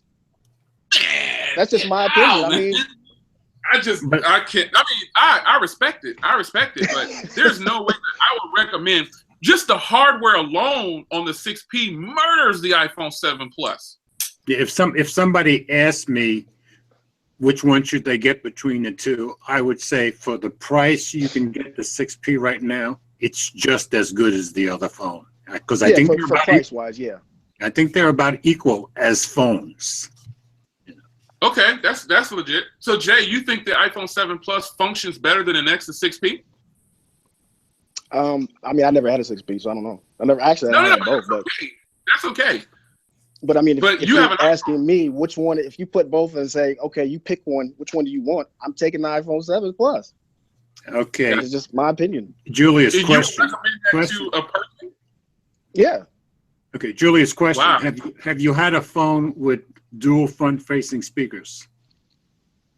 Besides the iPhone 7, no. Okay. Yeah, you're an experience you got there because that's a lot. Wow, the Nexus 6P is wow. Okay, Mike, and then I want to go to and then I'm gonna get around to Tech and then George. But Mike, you got the Nexus 6P and then you got the iPhone 7 Plus. Think about the price, the what it's offering, everything. Which one would you tell a person to get? Oh, 6P. I'm Android anyway, so I'm going to go with this Nexus 6P no matter what. I just want to also make a quick point here. It seems with these flagship phones, pricing is getting out of hand. And we're just talking about being a consumer or recommending to the consumer. I'm at Android Headlines, and there is a prediction here that the Samsung S8 is going to cost 20% more than right here, Android Headlines. Than the S7? Than the S7 from a previous year. Wow. The reason I don't think they're going to do that is because they still have to make up to their fans because of the Note 7. I think they're going to bring that. Yeah. They're going to bring that phone in at a reasonable cost because they want to pick up people. They're only giving 50% off to the people over in Korea. They're not giving the U.S. 50% off. I've seen two articles about it, but what I'm looking at is, I mean, great. As techies, we all know that the Pixel is a great phone. We all probably will all agree it's a great phone. Even for the Apple people, they'll give it a nod. But let's look at it. Does the common person really need that kind of power device? I'd say the person who would buy an S7 Edge is the same kind of person that would probably buy the Pixel. But when they go into the carrier, when they go to the store, are they being fed? Are they being led down that path to go get that Edge? Yes. As you and all of us here, right? They are. They're not. That salesperson's not going to go and turn to that person and say, "Oh no, well look, we'll save you a buck and go get you an LG Stylo 2." Or No, they're not going to do that. right? Yeah. Am I right? Right. That's true. Okay. So they're going to go and put people on. Okay. I was shocked. I went into T-Mobile about 2 months ago, and I couldn't believe this one salesperson actually pulled out, believe it or not, of all things, Jay, the G5. Really? And she was pushing. Yeah, she was kind of, and then sold the person an LG G5. Wow. You know what's up? There you go. Yeah. So that was only one of the rare times. But I think if you walked into a store, let's say a Verizon store right this minute, I would bet the first 3 phones they're going to show you are going to be the iPhone 7, the Pixel, and the S7 Edge. Probably got the highest commission. Yeah, it's the highest commission, definitely. Exactly. Yeah, that's their cash cow. Yeah. Man, I got to circle around. I'm getting ready to circle over. I'm coming back to you. I got to circle around the tech. Yo, no, you got the Pixel. You got the Edge. You got the iPhone 7 Plus. You got them all laid out. Yep. You got this customer, and first of all, the Pixel. You think it's overpriced, or you think it's worth the hype, or you know what I'm saying? Right. I put it like this. I think all the big phones are overpriced, right? Personally, to me. But in the UK, it's a little bit different. S7 Edge in the UK, when it came out, was £650. Pixel XL was £820. Wow. iPhone 7 Plus, £920. So in the UK, when you look at value, the Samsung S7 Edge suddenly is a cheap device in comparison to the other two. Yeah. So the UK is a bit different. But honest to God, when I got the Pixel XL, I got it because I'm a reviewer. I've never really been into my Nexus devices. And I thought to myself, I want to hate it, but I have to give it a chance. Because I've always found stock Android boring. But believe me now, it's the one phone that irritates the hell out of me, the Pixel XL. Because every time I take my SIM card out and put it in another device to test the new phone, every fault on that new phone, I'll find it. So at the moment, I'm using a Mate 9 because I'm going to do a review on that soon. I've done the unboxing. And every little thing in the software that's irritating shines. It just shines as being irritating. And to me, the peace of mind I get with the Pixel XL is actually, for me, it's worth the money. That says a lot. That says a lot. Any phone I've got, you know how many phones I've got loads. But for me, purity, it's just, when I want a reliable device, and I know it's going to do everything I want, it might not be the best speaker, it might not be the best screen, you know, I don't care. I will forgive all that because it's so easy to use the device. And quick, what I want it to do, it will do it. Exactly how I want it done. It doesn't glitch, it doesn't stutter, it doesn't lag, nothing. But like the Mate, I talked to Jay about this earlier. The Mate 9, great device. But every little problem in the software I pick up on. And I can't forgive it because of it. Because I've used the Pixel XL now, I cannot forgive that device. And same with the S7. Hardware-wise, the S7 Edge is a better device. But software-wise, no. And I'm running Nougat 7.0 on that, on the S7 Edge.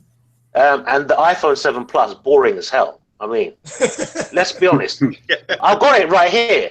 It sits on my desk, and I never pick it up. It stays on my desk. I don't even take it with me. But I never switch it off. I leave it on the desk all the time. So for me, the Pixel XL wins, hands down, for user experience above any other device. Easily. Now, I think we have to be fair in that, with the exception of Julius, we are generally Android guys. So we have a bias when we say the iPhone is boring. Well, I had an iPhone 6 Plus for 6 months and I sold it because I couldn't stand it anymore. But I'm an Android guy and I know it. Yeah, but I don't know about this Android guy, iOS guy personally. Personally, for me, I've done BlackBerry, I've done Windows, I've done Android, I've done iOS. Okay, Symbian. So you don't consider yourself an Android guy? No, if I'm telling you now straight, if BlackBerry came back with a device and an operating system that I really liked, I'd hit that device no problem. Okay. I quite like Windows phones, but I just can't stand the path they've gone down. That's why I won't use them now. Okay. Right. Do you know what I mean? It's like back in the day, Nokia was the king because it had Symbian. That's like right. It was the big boy. I think the top 10 selling phones of all time, 9 of them are Nokias. Yeah. But they've just disappeared because they didn't keep up with anything. And Symbian sucked, let's be honest. Symbian sucked, but they had no competition. I think Apple's going the same way because they're not changing up anything. BlackBerry did the same thing. They're king of the hill. And what happened to them now? They've dived. Yeah, that's true. They didn't keep up with Apple, nothing. If Apple doesn't make this change for their 10-year anniversary, you're right. What you just said, they're going down. Don't you think the most bigger thing with Apple is kind of starting to show, okay, we'll make some change? A little bit. Not. Okay. I think it's just a slow and steady. They're like slow and steady. Apple's very careful about it. That's true.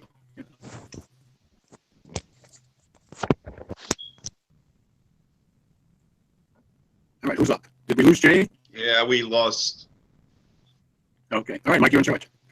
No, you didn't lose. Yeah, okay. George, you're a little scratchy. I do want to say, though, no, I love Android 7.1.1. I mean, on my 5X, I love it. It's just, I'm not really, I couldn't call myself an iOS guy now. I mean, I still love Android, and I think Android overall is better, but for my needs right now, I think I'm an iOS guy right now. I mean, I still have Android phones. I still have my ZTE Z Max Pro. I still have the 5X. So I mean, okay, I still have devices. Okay, to me, you and Tech sound like the two most balanced guys here. Where'd the robot come from? What's going on? What y'all do when I left? I went to. My wife was calling us how to get kisses. You sound like a robot. What y'all do? What y'all do to George? Where's George? He needs. I think it's his piece. I thought it was mine. I was adjusting it, but it's not mine. All right. So, am I here? Do I look okay again? You look great, but you sound like a Megatron.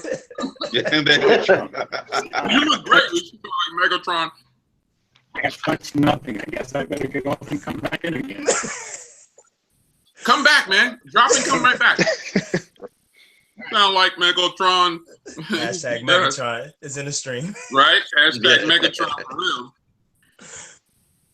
What I miss? I left the stream. I'll be back. Megatron threw me off for a minute. Oh man, what are we talking about? The iPhone 7 and the Pixel XL. So before I left, you were talking about the Pixel XL. You got them all. In a second, I want to transition to the $400 range because that's where it gets better. I think that let's just go there. How about we just go ahead and go there? Okay. The $400 price range phone, $250 to $400. I think that category right there is where people are missing out. And then also, if they knew more about the phones in that price range, they wouldn't probably even buy a Pixel or an iPhone. Mm-hmm. Yes? No? Any takers? Yes. Hashtag facts. I think if it might. Do I sound better now? Yes. Oh yeah, there you go. Okay, I think if the average consumer could use the Axon 7 for a week, I think most people would go for that phone. Mm-hmm. That's the only Android phone that I've been thinking about getting. I've thought about it. I've been debating it. It's been in my cart. I've taken it out. Get back in your car. Been there, done that. Yeah, Put it in, take it out. Put it in, take it out. Yeah. yeah, I do that. Put it back in your car. I went to Best Buy and looked at it. I played around with it, the mini and the regular size, and I don't know. I'd say those phones are worth every cent for anybody. Mm-hmm. Totally agree. Totally agree. The Axon 7. Now, another phone, we could talk about the OnePlus 3, but I don't want to. We already talked about that. No. Yeah. The other one that I keep thinking about is the Honor 8. That's what I was going to say. The Honor 8. The Honor 8 is actually, now, let me tell you, the Honor 8 has a Kirin processor, the 950. Right. While it's not the most powerful processor, it's not a slouch. It's in the range. It's like the 800 series processor from Snapdragon. Okay. What do you think, Tech? Is it 800 series? What's that? The Kirin 950. 800 series? I think it's comparable to the 810. Okay. 810. Okay, yeah, 800 series. Yeah. Okay. Yeah. But I think the 960 now in the Mate 9 surpasses the 820, the 821. I think in some tests it's surpassing the A10 as well. But personally, I think the device is getting too powerful for the software. It's like putting a Ferrari engine in a go-kart. The Honor software is good. But what are the problems you see about the processor being too powerful for the software? Well, I'd like to give you an example. This is the Honor Note 8, which is basically the giant version of the Honor 8. This has got a 955 Kirin processor. People, when I reviewed it, they're asking me, oh, is it as good as the 820? Benchmarks show it's not as good. Yes, it's as good, no problem. The problem with really powerful processors, I'm finding, they eat battery like there's no tomorrow. Okay. They're not properly optimizing the software for that hardware, if that makes sense. It's too fragmented. It makes perfect sense. It's in the Android world. I've always said this. Always, it's fragmented, like the Windows platform. It's fragmented. So, like my S7 Edge has a 3,500 milliamp hour battery. That lasts me all day easy, and I get at least 8 hours screen on time with an Exynos processor in it. But when you have a Snapdragon 820 processor in them, people are only getting 5 hours screen on time. Right. But it's the same device. So you see the difference. But benchmark-wise, they equal the same. So what's the difference? Right. Okay. Now, is an 8 hour screen on time in England, is that kind of normal? Because over here, you always hear 5 hours as being great. Yeah, in the UK, for me anyway, I probably get a lot better screen on time and battery standby time than you guys do in the States. There's something weird about your carriers and networks I don't understand. No, it's just really like right. That makes perfect sense. I don't know if it's because like the S7 Edge, it's your carriers insist Samsung put in Snapdragon processors in their devices. They insist they do it. Why would they do that to us? Because their bloatware runs better on the Snapdragon processors, probably. And they can control the phone better, so they can block certain things. So you can't get free video calling, for example. You can't get free Wi-Fi calling, or whatever they do. I don't know what they do there. But in the UK, now I'm happy I'm T-Mobile. But in the UK, we don't have anywhere near as much bloatware on our handsets as you guys have over there. Okay. The only ones that beat you for bloatware are Chinese handsets. Yeah. They're just insane, the amount of bloatware they put on them. Absolutely insane. Thing over here in the US is who's the biggest carrier? Verizon. Who puts on the most bloatware? Bloatware. Oh, Verizon. Verizon. They got those brandings. Their prepaid phones have brandings on them. That's ridiculous. Their prepaid phones have a Verizon logo all over it. Yeah. That's just crazy. Hey, how about the Moto Z Play? What do you guys think of that? For it's going at a decent price, $449. Nice battery in that. Well, My you already wife know how would I feel love about that it. phone. My wife would Yeah. love that phone, but I keep telling her we're not going to go on Verizon. Yeah, the Moto Z Play is actually better. Now, hey, haters come out, but Moto Z Play is better than the iPhone 7 Plus. It's better than the iPhone 7. It's better than the Honor 8. It's better than. I'll keep going. George, it's a great phone. that isn't that unlocked off of Motorola? I thought I saw it also on Amazon has it for sale too. Yeah, I the thought unlocked the Moto Z Play was only for Verizon and nobody else. Am I wrong, Jay? No, there's an unlocked version too. So Yeah. Best Buy has it. Okay, then I'm going to have to look And into Motorola that for stuff- my next.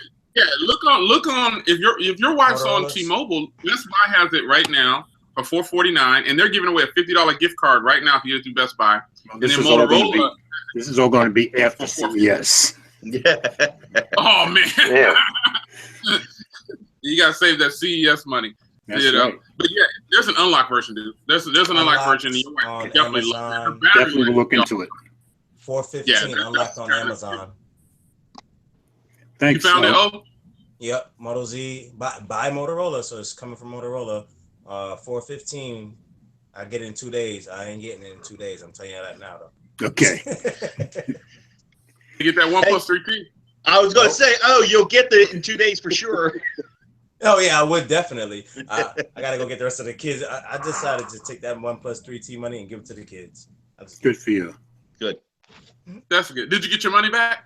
Oh yeah. Oh, come on, Jay. If I didn't get my money back, I would have videos every day till I got my money No, back. If he didn't get his money back, they would have had Brooklyn Don all over them. Everything. Road to 1,000 would have been rolled to 1,000 OnePlus 3Ts. They're doing that giveaway right now. Yep. They're giving them away, but they're not selling them. That makes a lot of sense. That's a good marketing strategy, isn't it? It is. But look who they teamed up with, though. Man. I mean, his name is everywhere, so they're going to get a lot of people, to follow him because his name, he's a popular dude. So, who wouldn't want to listen to him, Right. People look up to him. People look up to him. I got a phone to give away, man. This phone giveaway is not going to be. This video isn't sponsored by Bangoods, but you all know that Bangoods sends me a lot of stuff, and so there's somebody in the stream. I'm gonna give this to his son. I didn't tell him this. I actually didn't plan anything, but I have a phone that I've had, and what happened is I was supposed to do a review of the phone. So I'll do an unboxing. I'm doing an unboxing right now. This is what's going to come in the box. I'm going to give it to his son. Here's the packaging right here, and there's a TPU case in here inside of this package right here. And then let me show you the rest of the contents of the box. Nothing was opened. You know how I do. There's headphones. It's USB Type-C. It's a charger and stuff in there. I didn't open any of that stuff. I didn't get a chance to review this phone because I had a lot going on. So it's still brand new. I didn't even do an unboxing. Here's the phone itself.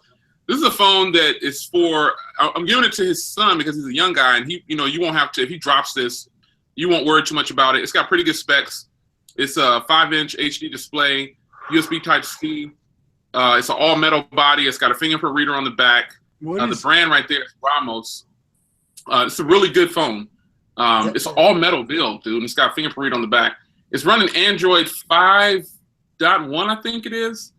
So I didn't tell the person I was going to give it to his son, but this person is always in the stream. He's always helping out. So Keith Williams. Oh, thank I'm gonna you. It's my wife that's tripping right now. I was about to say, Keith, that's your house, man. I'm going to say Keith has a high voice. Right. My wife wants to be on camera for some reason here. Yeah, come say hi to everybody. Yeah, You come want on, to see Zilla. her? My wife is wanting to be on camera. There she is. Hey. Yes. There she is. She came in. She saw a giveaway. She thought I was giving her something. This is gonna go to Keith's son, man. I'm not gonna do any kind of drawing or anything like that. I'm just gonna give this to Keith's son because I know he needed a phone at one point, and I didn't get a chance to review this phone. But this phone has some pretty current day specs. It has USB Type-C. It's all metal body. It's got a fingerprint reader. I just, I talked to Banggood and they said I can go ahead and do it, even though I didn't review it yet. They was like, you know what, you can just give it away or do something with it on your stream. So Keith, shoot me a call real quick, Keith, so I can get you on the phone, dude. Call me up. Let me see. I'm gonna put the number in. Please don't call. Let Keith get through. And you can have your son ring up or whatever. But I'm gonna give this to your son. That was a quick drop test. I'm gonna give it to your son. Drop test. That was slick. That was slick. You guys, let Keith get through. Don't call right now. It's been people calling me since this stream is going on. I didn't even open up the phone lines, but Keith. Hey, I'm here. It wasn't me. Oh man. Give me a call. And, you guys let Keith get through. Right now. It's been people calling me since this stream. Look at LaShawn say. LaShawn say I'm about to call. Let me get this to Keith's son, man, because I was supposed to do a review on this, and I've had this for, oh my gosh, I don't know how long. And I just didn't get around to doing a review on it yet. So this will be ready to go for Keith. Give me a call real quick, man. I know there's a delay in the stream too. Keith said yes. Yeah, he's gonna call from his iPhone 7 Plus. Give me a call. Give me a call real quick. Oh, no, you should reject that call. What's going on? It's your man Jay Will. You got the panel on with you. Who we got? Is this Keith?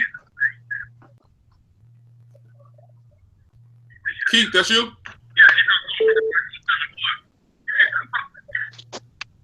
What's going on? Is this Keith? What's up, Jay? What's going on, man? 843 South Carolina in the house. There it is. There it is. Yeah, man. I wanted to hook you up, man. LaShawn is so crazy. He said, "Is that a food stamp phone?" This is far from a food stamp phone, man. This phone is released overseas, so this is a phone that I'm giving you because I mean you got a young son, right? Yeah, he's 12. I appreciate Perfect. it. Perfect. He's gonna be excited. It picks up 3G, 4G in the U.S., even though it's a phone that's overseas. I tested it on T-Mobile, Cricket, and AT&T. They all picked up 4G, 3G, and HSPA Plus. So this is a metal body, fingerprint reader. It's running Android 5.1. It's got a stock build on it. It's got a little bit of skin layer. It's got a screen protector already on it. It's got a case in the box, full metal, USB Type-C. This phone actually only sells for $69, but they gave it to me to review. And I thought, you know what, man, I got to give this away to Keith's son. I was like, I'm going to give it to him because I remember the last time we were playing Fun Run and I smoked y'all. And you didn't. And Bumpy Cam on live stream, you didn't get a chance to get in there. So I think I lost Keith, man. Keith, ring me back, dude. Ring me back. I'm going to ring him back. I'll ring him back. I think I lost him. That Bumpy Cam knocked Keith off. Let me try to ring him up. Oh, shoot. I don't know what happened. Here we go. There we go. Keith, I got you. Yeah. Okay, there we go. Yeah, man, I wanted to hook you up, man. I want to hook your son up because I remember the last time, just do something nice for somebody. There's no contest or anything like that. All the people on the panel, man, you guys are awesome. You know what I'm saying? I want to thank y'all for joining in, too. But I want to hook your son up, man. So send me a private message on Telegram or Twitter or wherever you want to send it, Google Plus. Or Hangouts, send it to me so I can get your shipping information. I'm gonna drop this in the mail to you, so your son can have a nice Christmas gift. I'll try to get it to you before Christmas too. That way you can wrap it up. If he's not watching the stream, that's nice. Yeah, I'll get it to you before Christmas. No. Yeah, he sleep right now. He got school in the morning. That's what's up, man. So I wanted to hook you up, man. This is from all of us on the panel, dude. How about that? I appreciate it, guys. Yeah, man. All right, Merry Christmas. Yes, sir. Send me a private message. So I can drop this in the mail to you. All right. All right, bro. Will do. Yes, sir. I'll get back in the stream. All right, bro. All right. Yeah, I've had this for a while, and I was supposed to do a review on it, but I just didn't. I couldn't get around to it, man. And so I talked to them, and they was like, just bring it up on the stream, and that'd be good enough. So there it is. So Keith's son, Keith Jr., that's all you. I got that coming your way. You keep up this kind of niceness, you're going to ruin your hard-nosed Jersey guy image, you know. No, I don't think that's ever going away, dude. I don't think that is ever going to go away. See, now the phone lines are ringing. So people want to talk to y'all. I guess we'll go ahead and open the phone lines up. I'll go ahead and take this call real quick so you guys can, the panel, y'all can answer some calls. What's going on? It's your man, Jay Will. You live with the Tech Talk crew, the final Tech Talk of 2016. Who we got? This is Perry, man. What's going on, brother Will? What's going on, man? And just here at work. If y'all don't know who Perry is, man, he's the hardest working man on the planet. Perry's also one of the most faithful subscribers and viewers, too. Yes, he is, man. Yes. He in it. Perry worked like 18 hours a day. He's always, man, he's on the grind. Big time. So you've been listening you in, know Perry? that, boy. You've been listening in to the stream when you can? Yeah, man. I was getting phone. While the streamer work at the same time. I'm hiding in the corner. He said he hiding in the corner trying to listen to the stream. Oh, man. That's bad. Hey, don't let Did us you get your you in picture? trouble. Yeah, right? No, it don't come until January 20th. Oh, that's right. Yeah, he ordered a Pixel as well. He's joining up with the Pixel crew. He got his coming in. He's coming in at the end of January, so Very good. it's gonna be good, man. You're gonna enjoy that phone. I know, man. You guys will talk for them $400 phones. Yeah. You know, if them $400 phone were working at Verizon, they would sell a lot. Oh, Because yeah. Oh, I yeah. know a lot of people don't like Verizon, right? But sometimes according to where you live at, if you don't get Verizon, you won't get no service.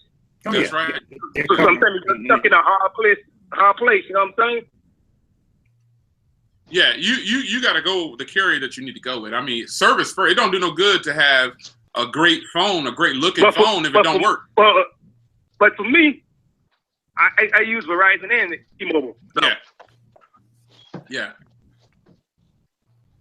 That's the way. I got multiple carriers too, but you know sometimes you got to go where it works. You got to That's why go I where don't it works. understand why Motorola didn't push that in their marketing with the Moto G and the Moto G4 Plus. And getting with the Pixel. Say again, Perry. And getting with the Pixel. Everybody look at the Pixel at the price. Now let's take it and reverse it the other way. Now if it never had a Nexus 6, price that low, nobody would complain about the Pixel being that high. You know, I Because don't disagree. if you looked at it, Yeah. That does make a little bit of sense. It makes some sense, but remember when the 6P came out, everybody complained about how expensive that was. Yeah, everybody did. The 6P, you know what I'm saying? They're gradually moving us in the direction that they want us to go in. The Pixel, when do you guys think the Pixel is going to go on sale? Middle of next year, beginning this first quarter, or what? nah, that Pixel ain't gonna go on sale until they're ready to drop the new one comes out. Man, That's how we do it. They ain't gonna put it on sale. It's selling too much. Yeah, I agree with that. Yeah. It's selling that good. So they ain't I gonna agree. try to cut the price down no time soon right now. Yep. That's not what I wanted to hear, but I'm still waiting on them to send me my 128 gig. The Pixel is just so intriguing. I don't care if they don't ever drop the price. I'm just rocking with that 128 gig silver, and that's where I'm at. If That's the one I'm getting to. you're at the Pixel is by far one of the best experiences on Android. I can't even put it into words, man. Some people you just have to. If I get the Pixel at And price point is set, I'm not gonna the be thing that upset. get me, right? Everybody keep complaining, but the Pixel price is too high for what you get, right? But they run to the store and they buy an iPhone for the same price and think they got the best thing since sliced bread. And I don't get that. Yeah, that's true. That is true. And he has an iPhone 7 Plus. He's not hating on iPhone because he has an iPhone 7 Plus. He's got one. I was getting, I got one. He got a lot of use it full phones. time. I can't use it unless it's jailbreak. If it's not jailbreak, it stays in my bag. I had it for over 5 months. I might use it about 4 times. You know what I'm saying? I look at it, put it back. But now my iPad Pro, That's my baby. I rock that now all day long. I'm rocking with the iPad Pro I just can't get with the phones. I just can't get with the phones unless it's jailbreaking. I just can't get with the phones. You know what I'm saying? Just can't get with the phones. You know? Everybody saying is much better than Android. But if you look at something with iOS, right? Every time Apple sends out an update, right? What do? They get sent out another update because the first update that they sends out, when they send it to the public, it breaks something on the phone, so they got to send another update. That's pretty often. I never had that Google sends out the update for Android and the phone is break that you got to go and get another phone. True. So when you start Android and OS, Google had a problem last year where they did an update and they had to do a fix to that update. I don't remember. What was it? Marshmallow something. It was with Marshmallow. Yeah. Yeah, but Marshmallow's dated now and old. Nobody. Yeah, but I'm saying when they first put out Marshmallow, they had to put out almost an immediate update because it broke a bunch of things. Yeah. So I think they all. Yeah. That's true. That's true. Shout out to Susan, man. Susan finally made it in the house. Shout out to Susan. She's up in here. She finally made it. Yeah. Yeah, but since you guys, I got to get back to work. Okay, I just have to call and holler at you brothers, but you fellas, YouTube, I'm subscribed to all you guys' channel, and like I said, you guys do great content. Love it all. Don't change nothing. Just keep rocking it like it is. You know. You're the best, Barry. Oh goodness. About the time I see Tech Zilla too, all I keep seeing is his hands, but no, I got a face to put with him now.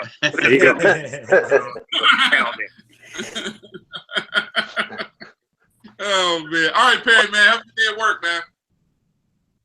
Oh yeah, you too, bro, man. Right, one more thing. One more thing. The big YouTubers, they do something different that you guys do. I used to watch Flaw sometime. He went from 5,000 subscribers to 4 million. That's what he got right now, 4 million something, right? He got 500,000. All he does, he does. All they do, right? They just get the phone, and they think they're selling it to not a techie, but they're selling it to a regular consumer. So they figure if the phone is trash, they just tell the consumer the phone is trash. You know, don't put no lunch on it to hype it up or nothing. And for some reason, they get more subscribers doing it that way. And I don't know how. I don't know why. Because you guys telling people how they can make the phone better, but they don't even do that. They don't even go that route. They just say the UI is trash. I won't even get this phone, and they're done with it. Yeah, you know, that's not really what is brother Will? You actually go back and review the phone after 2 months. Nobody else don't do that. Yeah, they review it one time, put it aside, and call it a day. Bam, I'm done with that phone. Yeah, but that's all I got to say. Nice talking to you guys. Love the stream. Keep it going. Yes, sir. Have a good day, brother. Thanks, Barry. Cheers, Barry. Right. So, panel members, I got a question. Are revisited videos actually good to do? Are they relevant? Do we need to do them? Do you guys do any of you guys do revisited videos yet, or is that in the future? Or is that something that you I haven't done them, but based on you, I'm thinking I need to start doing them. And I would recommend it. In defense of one big one, Pocket Now for a long time has done a after the buzz, usually after about 6 months. Yeah, that's right. You're right. Pocket Now is the only one that I've just after the. But now that Michael Fisher's gone, it's not the same. Yeah, but Juan has done at least one, maybe two. Yeah, it's just not the same without Michael Fisher over there. No, Michael's like the best, you know. Yeah, he was really good, man. So yeah, you want to have somebody who just slick production. Michael was the best at it. Yeah, it's nothing against anybody in particular. I just like Michael's style, and he that's what it was. I liked he put in work, and he earned my trust, and I went to the channel to see him. That was about it. And now you go to see Mr. Mo.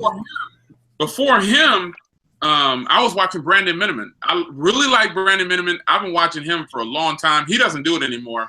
But Michael Fisher was a good takeover for Brandon Miniman. Not to say that he did, but when Brandon Miniman was out front, I really liked Pocket Now. Yeah, I never saw him back then. And that's just kind of where I just kind of stopped watching them. And Droid Life, man, the other guy, I like Kellen. He seems a little bit neutral, but the other guy, he seems just flat out biased up front. I don't I don't find Tim to be biased. I just find Tim to be very harsh about a lot of things. Yeah, it's like he doesn't give them a chance. Yes, that's my impression. It's like he doesn't give it a chance. You know, their personalities are very nice. Yeah. But it's just but Kellen's often got to pull him back a little bit, you know. Right. Yeah. Right. Now, I don't want to bash those companies, but so revisited videos. Are you guys Tech, Mike, Jay, are you guys is that something that you think is even important? Yes, I think it's important. I think it's very, very important. Especially, and let me just say real quick, Jay, you brought out the G5, and which was a great idea, great series, and a forgotten phone, I think.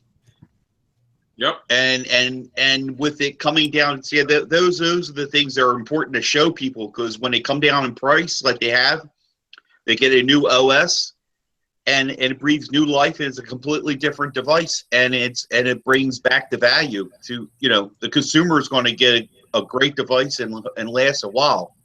That's a good point, because I think the time to do a revisited might be right around when the price drops.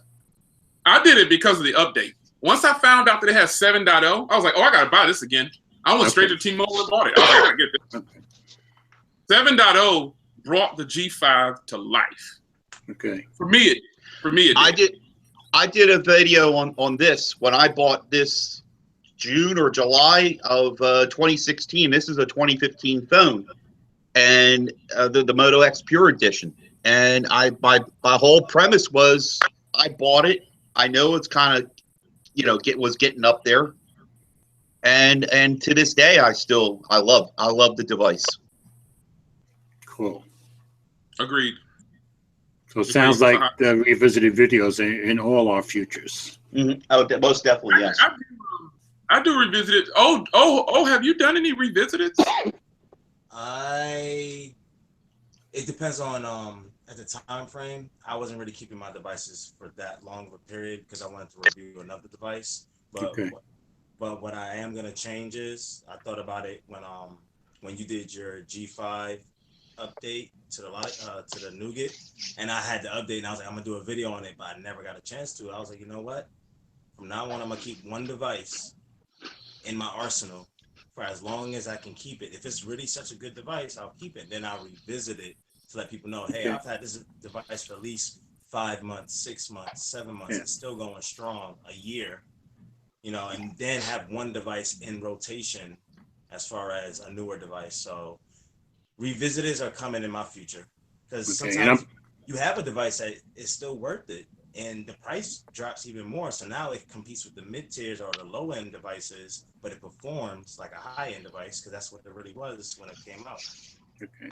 I'm thinking the next week or two I need to do one on the Robin, because price drop has been tremendous, but at the same time, I haven't stressed any of the drawbacks about the Robin, and there are a few. Oh boy, man! When I reviewed that Robin, man, the flash after the hype, I didn't even get a chance to do. I didn't even want to do an after the hype for that video for that phone. I just wasn't hyped after like the first week. After about a week, I lost the flare, because you know what I did? You know where I messed up at? Well, you remember the video I put out comparing it next to the Honor and my big dog? Yes. That's where I messed up. That's where I fell out of love with the doggone Robin. Yeah. I put it next to the ZTE's Axon 7 Pro, and I put it next to the Honor 8, and I was like, oh gosh, I made a horrible purchase. It just feels like a toy, like something you find in Walmart on the toy aisle. It's just bad. The thing about the Robin, it's a good phone, but there's some janky issues that go on with it and always have, and people need to know about that too, I think. Yeah, that's right. That's right. That's right. I mean, the G5 is a phone that I could recommend now, because for one, here's the reason why I would recommend the G5 right now. It's only $499 through T-Mobile, and it's only $450 through LG, I think it is. B&H has it unlocked for like $4 something. The mods now that go to this are a lot cheaper. The camera mod is only, instead of $80, it's $20. Oh, that's great. Yeah, the goggles for the VR, they're not $300, they're $120. The DAC is not 200; it's 110. Everything's gone down, you know. And these battery packs that I have laying all over the place, you can probably find these on eBay for a few dollars, pennies on the dollar, you know. But I would recommend it. It's good. It's got an 820. It's got 4 gigs of RAM. It's got expandable memory. It's got a removable battery. It's got the camera is better than the iPhone 7 Plus. It's better than the Honor 8. It's better than what are the phones? It's better than the Axon 7. It's better than the J. It's better than a bunch of these phones over here. One question though, you know, isn't it? I think everybody was saying a few months ago the problem with the quote unquote friends, the mods, is that they're going to be a one-time thing and you're not going to see that continue. Is that true? I don't know if it's true, but I think that was kind of hinted around at one point. But to me, that's all the reason why you should grab it, because you can get it for a lower price, and it's got a Snapdragon 820 with 4 gigs of RAM. That's the same as some of the phones that are coming out. It's got more, and it performs well. And the mods are cheaper. Yeah, I don't think they're going to do any more with the G5 series. I don't know for sure, but the G6 kind of looks just like that. But I think they're going to change it up a little bit. I don't know about the mods, but I'd say you can get this from T-Mobile for $200 right now. $200. I would definitely tell a person to get it, because as soon as you pull it out of the box, it jumps straight to Android 7.0. I got like 3 updates. Jay, Susan was asking. I see here she wants to know: is there a deal? So is that the deal? $200? Well, in order to get it for $200 on T-Mobile, you just have to be on T-Mobile One, the T-Mobile One plan. So if you're not on the T-Mobile One plan, it's $499. So I have both plans. I have a plan and I have a regular plan. I have my 2 for $100 that I've had since they launched that. So if you get it, if you don't want to do the T-Mobile One, it's $499, which this is totally worth $499 to me. I say the performance is not. I got the Pixel launcher. I put the Pixel launcher on every phone. I just think that's the best ever. This phone flows now with Android 7.0, and the Pixel launcher works fantastic because it has 7.0.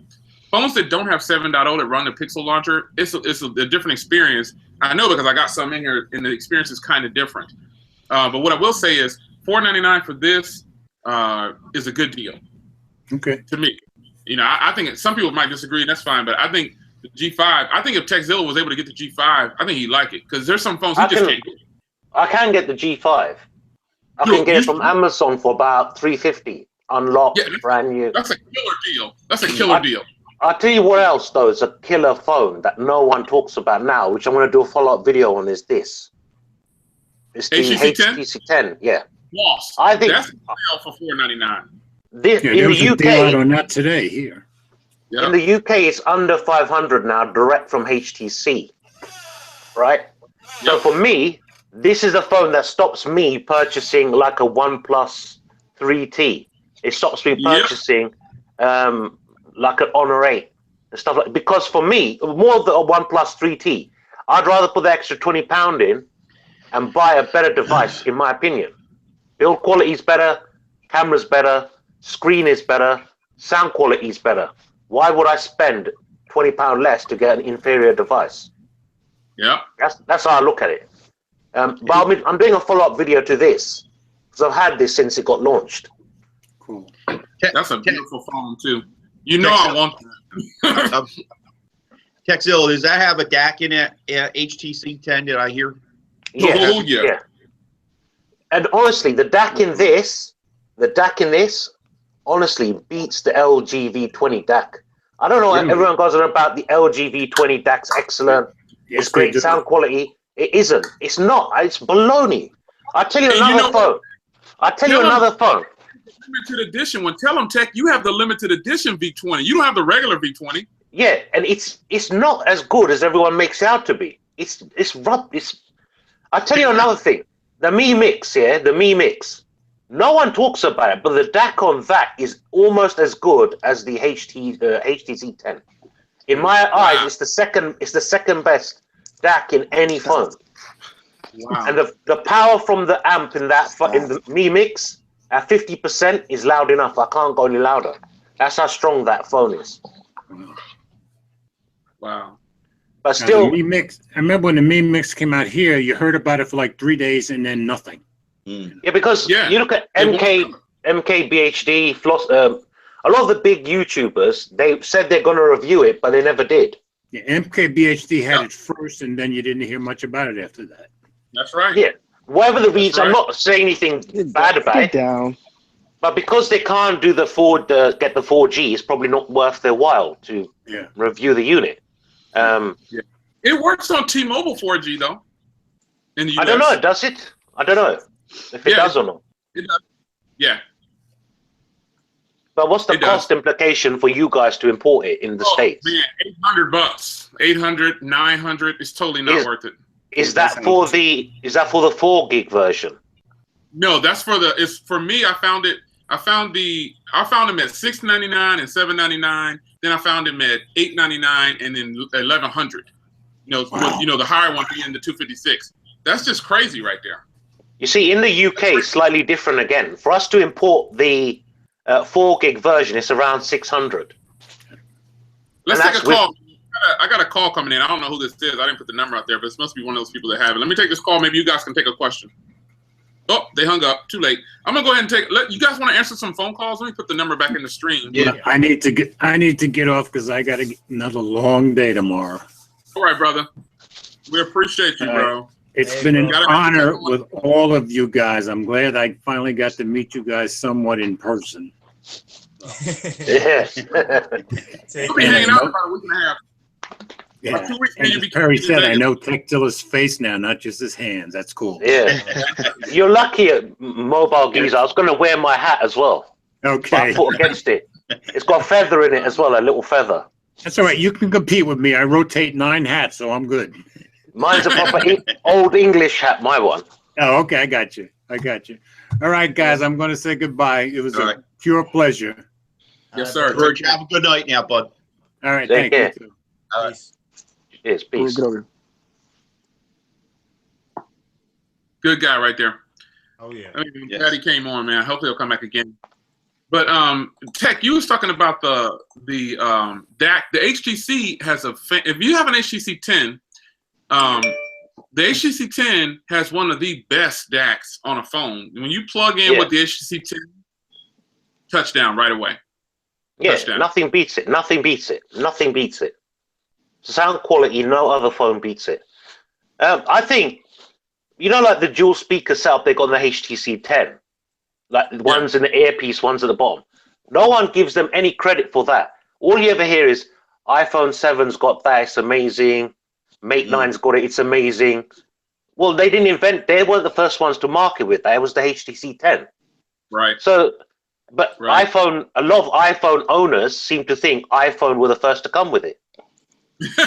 Yeah. Watch out, man. Yeah. No, but it's I've done videos of it. I've done videos of it, and they've gone, "Oh, iPhone 7's the first one to come with it." I was like, "No, they copied HTC 10." No, they didn't. There's no proof of that. Well, hello, the HTC 10 come out in May. iPhone 7 come out when? Or October? Yeah, October. We got a call, man. Let's take this call. Oh, missed him again. Gotta be quick.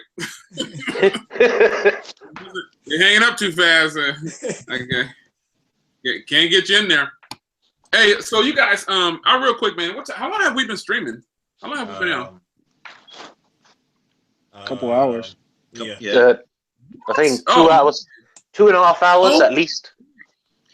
And Techzilla, what time is it there now for you? 3:45 in the morning. Ooh. You know what, man? I'm gonna kill this. We're gonna do a special. I'm gonna do a special stream so Tech could be on sooner, so he doesn't have to be on so late, man. Wow, man. You guys want to do a final sign off? Let's take a call. Okay, here's a call. We'll take this call. You guys close it out. You guys can take this call. What's going on? You on with the panel with Jay Will and Techzilla and Jay Johnson and Mike Dixon and my man O-Tech. Who we got on the phone? It's Lewis on the house. Hey, Lewis. Lewis says Lewis in the house. Yeah, I just wanted to go back to the subject about the Pixel in the iPhone.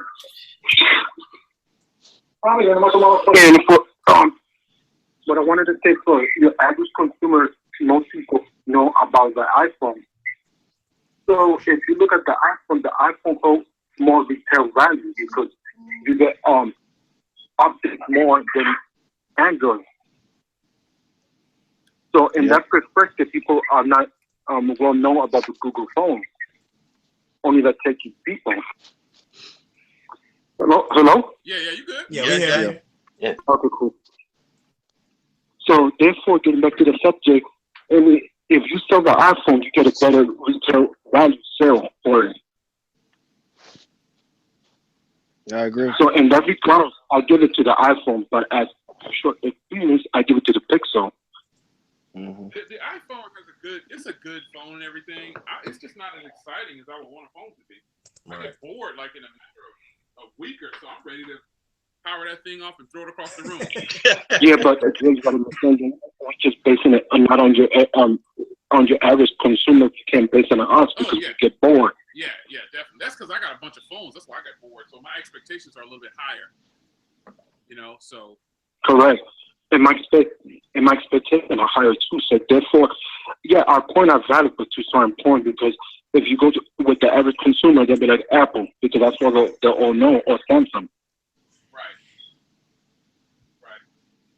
So I mean, as far as people, I've been talking to people and doing research, and they say they'd rather pick the iPhone in case they get tired of it, they could sell it and get more money than other phones of Android caliber. I don't know that. I know people who use iPhones, and a lot of them don't turn around and resell them. I know people that still an iPhone 4S. They're still rocking with that. They're like, my phone works. It still works, so I'm not giving it up. Mm-hmm. And then if you're a person that like to sell the phone, you still get a lot of value for the cash. Yeah, I guess I don't know. That's something within the tech community because I definitely don't buy phones based solely on if I can resell them. I'm not saying anybody on this stream does. I'm just saying I don't buy a lot of phones or buy certain phones because I know they'll resell. But it is a fact that Apple phones do maintain or retain some good value. But I think that only it's just Apple people rotating in and out. When Apple says they sold 15 million phones in a weekend, it's just the 15 million Apple people that had the phone generation before. Yeah. They're not stealing that many customers. But people are still buying the 5S. That's why it's still for sale. They're buying the 5S because it's cheap. It's like $190. Right. I'm gonna get one for $89. So I mean, think about how old the 5S is, and it's still people are still buying it. Yeah, but who's buying it though? Like, what generation is buying that? I know. Younger people are buying that. People are buying it though. You're right. People are buying it. I give you that. People are buying it, but they're not getting the same experience as the people with the SE. The SE that's the iPhone 6S. Yes, it is. I remember I trashed the SE when it first came out. Then once I got one, I was like, "Ooh, this actually is pretty good." Battery life is killer, man. Battery life. I took that on one of my trips. Yeah, ain't it good, Jay? Man, the battery life is ridiculous, man. It's so good. I couldn't believe it. I was like, I can't believe how good this iPhone SE's battery life is. I was somewhere in Michigan or somewhere. Shout out to Susan. I was in Michigan up in her neck of woods. And my Galaxy S7, I was using it so much alongside the SE, but the SE lasted. Yeah, but if you look at the iPhones, they got the best standby out of every cell phone that I own up to date. Yeah, that you own, because I got phone. Not better than its X Power. Man, that X Power and the Moto Z Play, that's another one. Those batteries are ridiculous, man. They are ridiculous. This is a ridiculous battery. This one. Oh, that Note 8. That thing is a killer battery. Killer battery. I believe you. I don't doubt it. So I got it. Yeah. The SE has a ridiculous battery, but it's not a big battery though. Okay, he got a question for the panel. He said, "Go ahead." Yep. Okay, you know how we're rating the top phones of the 2016, but I want to rate the top phones in the camera department. The camera. The top 5. What's the top 5 phones in the camera department?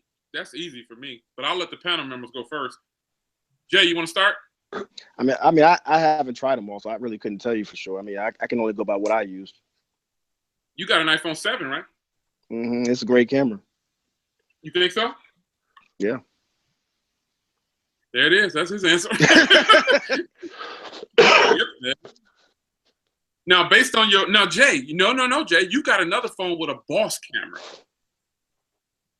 You gave it up though, didn't you, or broke or something? What, the 950? Say it. Go ahead. The 950? Huh? There it is. You think the iPhone's camera is better than the 950's camera? Front camera. Front camera, I say iPhone 7. Okay. I mean, I'm talking about the front-facing camera, iPhone 7. Yeah. And the rear camera goes to the rear camera, I'll say 950. Boom, there it is. That's a fair analysis right there. That's legit. Mike. Well, camera. I do say that the Apple phones, to me, had really great camera. Having an iPhone 6 at one time. Judging by people's photos of the Pixel, I have to give a nod to the Pixel phone. So, and I will admit the iPhone 6 camera I shot video, I took photos with it, really clean, crisp, clean shots with it, really nice to use. I'll have to give it the iPhone on that one. Okay, that's your top camera? I'll give it that. Yep. Wow, you guys suck. No, I'm just kidding. I'm just kidding. Oh, what's the best camera you've used this year? This year, hands down, it was the S7 Edge. Ooh, there's something different. Okay. Samsung, to me, I can't find a camera on a smartphone that's close to Samsung, in my opinion. Gotcha. I don't mess with iPhones. I know they're great cameras, but Samsung, is this something about their low light feature with the low f.1.8 aperture? 1.7. 1.7. Yep. My bad. 1.7. There we go. See, it was just something about my wife still has her S7, so when it's time to take low light photos, I use her camera before I use any other phone. Wow. So we split right now. Well, it's 2 iPhone and 1 Samsung. Tech, what's your best, man? Are we doing top 5? You got the floor, baby. You got the floor, bro. All right, I'm gonna put it to you like this. For me personally, S7 Edge, Pixel XL, iPhone 7 Plus. I'm gonna go with where's it gone? Oh, I had it in my head just now. Number 5 is the HTC 10. In my opinion, it's not a bad camera at all. There's one other phone I can't remember. I've got so many other things. None of the Mate 9. That's a good camera. That's number 4, in my opinion. And that's a new one. Yeah, but I would have said I haven't actually got the LG G5, so I haven't included that in my list because I haven't used it, so I can't. And the LG V20 is not as good as people think it is. Nope, sure isn't. No way. It's good, but it's not. It was so overhyped. Nah, it killed. When you test it, it just ruins the experience because so many people are saying it's this, it's that, it's wonderful. Rainbows come out in the sky when you photograph it. It's like, yeah, right. You know what I mean, though, ain't it? You know exactly what I'm saying. He said rainbows come out of the sky. Man, oh my gosh. Dude, you know what? The camera for me that takes it, and this split decision is over because Samsung Note 7, S7, S7 Edge, those cameras, they got the edge on this G5 and the V10 for me. You know, the S7, Samsung's cameras are just top notch. They're top notch. You know, they got that. When I did my top 5, I put the Pixel second, but the S7, I put it second to a great bunch of phones, which is the Note 7, the S7 Edge, the S7. These cameras on these phones, here's my S7. These cameras, I do my live streaming with the front camera on here, and Tech is on the front camera of his S7 Edge, clear, crystal clear. The S7 line is just a fantastic set of cameras, man. It's just no getting around it. I mean, iPhones to me have great cameras. I've done footage on every iPhone, and they're not touching the S7 cameras. That's my take on it. I agree. Yeah, I'm sure if George was here still, he would probably say the same thing. He likes his Pixel, but the S7's Edge's cameras, I don't know. I think he would probably go with those. Yeah, I agree. The same. S7 has just the best cameras to date. Because you know that we know it's just not about actual optics. It's also about the software integration with the camera. Mm-hmm. Because look at the Sony phones. I wish Sony would still integrate their live stream on their phones, because Sony cameras, oh my gosh, Sony has great cameras, but they're not making their mark in the U.S. They're not consistent. They're not consistent in the U.S. They drop the phone in and don't support it, and then it's over. They hit the carriers. Sony phones hit the carriers. I really like the Z3 Plus. Nope, it just went away. It's just, you don't hear nothing from it. They had waterproof phones way before this Samsung waterproof and way before this iPhone water. They had waterproof phones. Sony got slept on in the U.S. is because Samsung is bigger in the U.S. and Apple is bigger in the U.S. Sony phones are good. They just don't get the push that they need to get over here. But Sony doesn't care about the U.S. You don't think so? No, they don't think they do. They don't. They're the same in the UK though. They don't care in the UK either. Yeah. Aren't Sony big dogs overseas, right? Yeah. Not in the UK. Not in the UK. No. That's a shame too, because Sony has some good cameras, but the thing I don't get about Sony, why they update their phone every 6 months. They don't do it like yearly cycles. Yeah, I don't understand that. Like, I don't want a phone every 6 months, man. I'll tell you the problem with Sony phones, personally, for me. There's always something wrong with a Sony phone for the price point. Yeah. You're talking in the UK, or £550 for the XZ. I'm not going to buy the XZ over HTC 10. Yeah, no, it's not going to happen. Yeah, and the HTC 10 is cheaper, but then the S7 Edge now is like 600. I'm going to spend the extra 50 quid and get the S7 Edge. I'm not going to get the XZ. Right. And they're saying it's a flagship device, and I'm not going to talk about iPhone 7, but they've shrunk it down. They still have overheating problems. When you're trying to film for more than 5 minutes on the camera, it shuts down because it's overheating still. They can't fix that problem. And when you're paying that sort of price for a device, how come after 2 years the devices are still overheating? How can they not get that right? I don't understand that. They're a big company. We've had this talk before. Big company, massive amount of money and resources, and they can't solve a simple problem like being able to film on the phone for more than 5 minutes before it overheats and shuts down. Come on, that's about 3 years old. That technology. No lie. I'm not telling no lie. That's why they're failing. That is why they're failing. Pure and simple.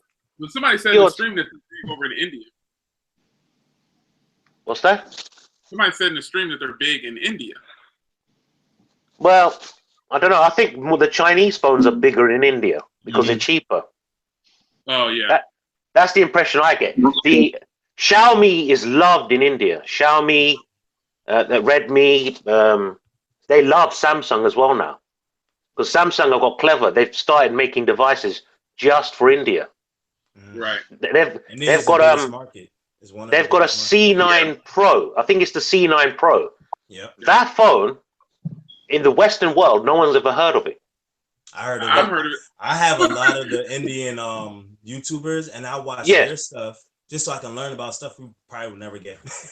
But it's like they've got a 6-inch screen, 1080p screen, but the battery life is insane on that phone. But it's made specifically for that China and India. It's not made for outside of that. It's like the Honor Note 8. it's not made for the Western marketplace. Yeah. It's not. It's only made for Asia. We miss out on a lot of devices. I mean, Night Tech knows this as well. He's like me, he orders Chinese phones. Yeah. They're not readily available to us. I got a bunch of this one that I'm sending him. I'm sending Keith Dunn. I mean, think about those specs. How much do you think a phone like that would cost? It's got a metal body. It's got a rear fingerprint reader, USB Type-C, a really nice quality speaker. It's a touch screen. It's got good cameras. I mean, how much would something like that cost over here? Over 6. Yeah. Yeah. But that's cost like it's a Chinese phone, so to speak, and it costs like $69. Send me the link, brother. Wow. Jay, you think I'm joking? Send me that link. No, that's a quality little phone. Not available in the US though. That's fine. Not available in the US. Hey, look, I'll wait 2 months for that. Yeah. No, they'll send it to you in a couple of weeks. You know what I'm saying? So it's good. Yeah, it's good. All right, Lewis, man, we're gonna get out of here. We're gonna wrap it up, dude. Yeah. I appreciate the call. Because it's getting late over there for tech. It's like almost 4 in the morning over there. We're having 5 in the morning. It's y'all got me on my third phone. It's gone past 4. Oh, it's 4:15. Wow. Jay Johnson is on his third phone. Is that Yeah, iPhone? I'm on the SE now. We're using them. Hey, you know what? You know what, Jay? It's coming in really clear too. Okay. Yes, the iPhone SE. Just It's proved kicking it. The SE got some good battery, man. That SE has good battery. Oh yeah. Oh man, did Lewis, you still on? Oh, Lewis hung up. Lewis said, "I'm out." He didn't give a chance to say goodbye. I'm gonna let y'all do y'all sign off, man, and I'm gonna shut her down, and I'm gonna go and man, I really hate to. I hate to end the stream. I love doing these live streams, man. I think the live streams are just the best. Jay, we're gonna do them once a month. Huh? We're gonna do it once a month. I'm already streaming once a month. You guys, I want y'all to come in once a month. Let's do it. It's not yeah. to me. I'm Definitely. That's definitely, I already do once a month, but I'll convert to having you guys on every time if you can make it once a month. It's up to you. I'll be the iOS bad guy. Yeah. iOS is good. I'm just not. I just get so bored. I only like iOS on this right here. I can only use it. I wanted to use it on this chat. That's what I wanted to do. I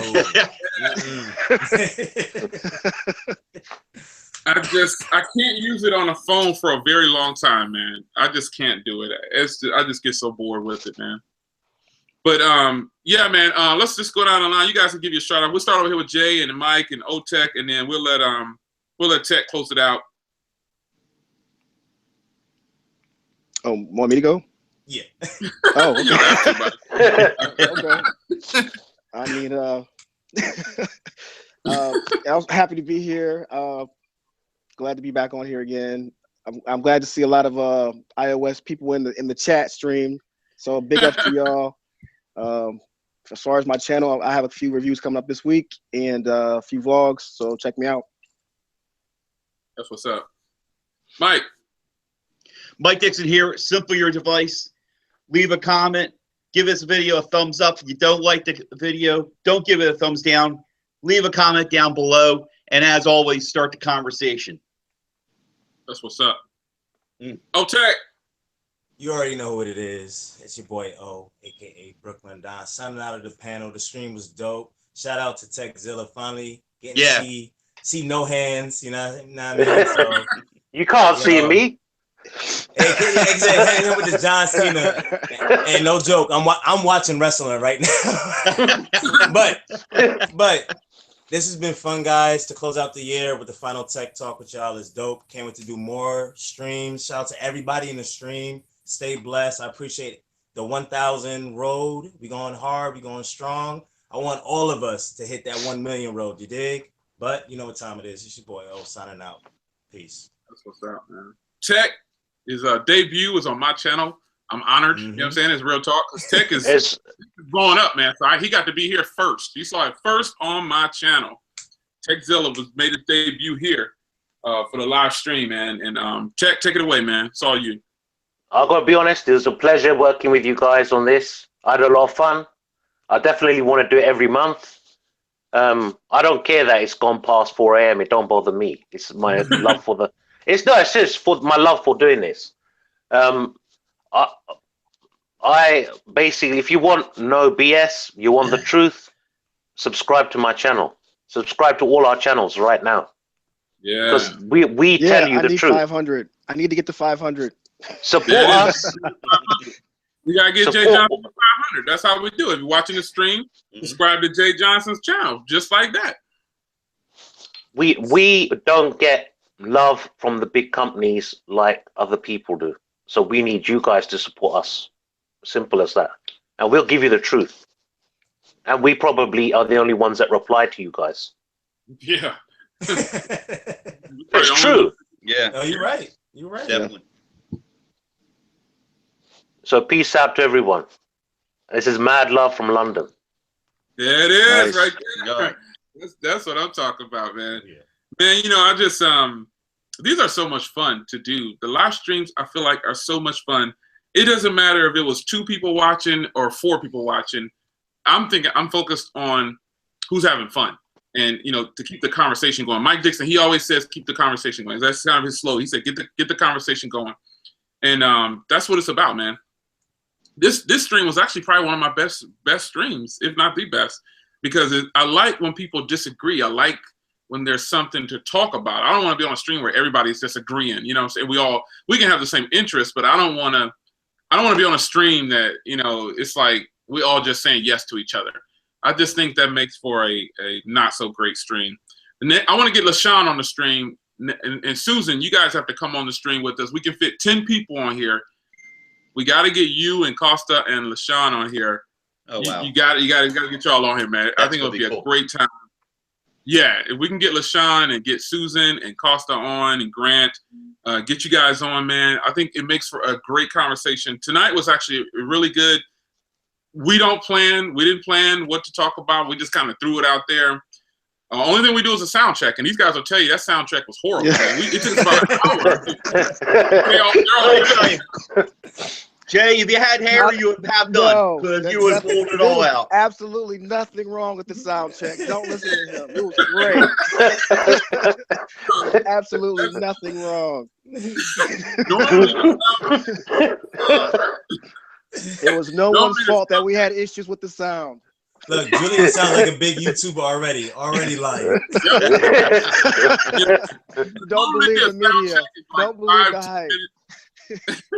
Normally a sound check about 5 to 10 minutes. We sound checked for about an hour. It was bad. But we got it done. You know, we got it figured out. So it's a lot of fun. And so I'm going to close out, man. This is the last tech talk that I'll be doing on my channel. Going forward, I'm still streaming and doing reviews and stuff. But the Tech Talk brand, if you don't know, I'm kind of killing that off. You know, I'm not rocking with that no more. I'll probably get my new banner done up and change that out or something. I'll figure out something. But I had to get the debut of Zilla, man, to get him on, get Jay back on, get Mike on, and get O on, and George. Now we just got to get Susan and Grant and LaShawn on here, and it'll be complete, family complete for the Tech Talk crew, man. And they know what it is. So it's your man, Jay Will. We're going to sign out and call it a night. This is probably the longest stream that I've done, I believe. I don't think I've ever done a stream this long. Yeah, I don't even know how long we've been going, but but it was fun, man. It's still kind of early here. It's actually only 10 o'clock here. And it's going on 5 o'clock for Zilla. Wow. But I'm going to go downstairs, man. Right? Go downstairs and enjoy some family time. And I still, like I posted on Twitter, that moment when you say to yourself, what the heck was I thinking? Yeah, y'all. Peace. Peace. Peace.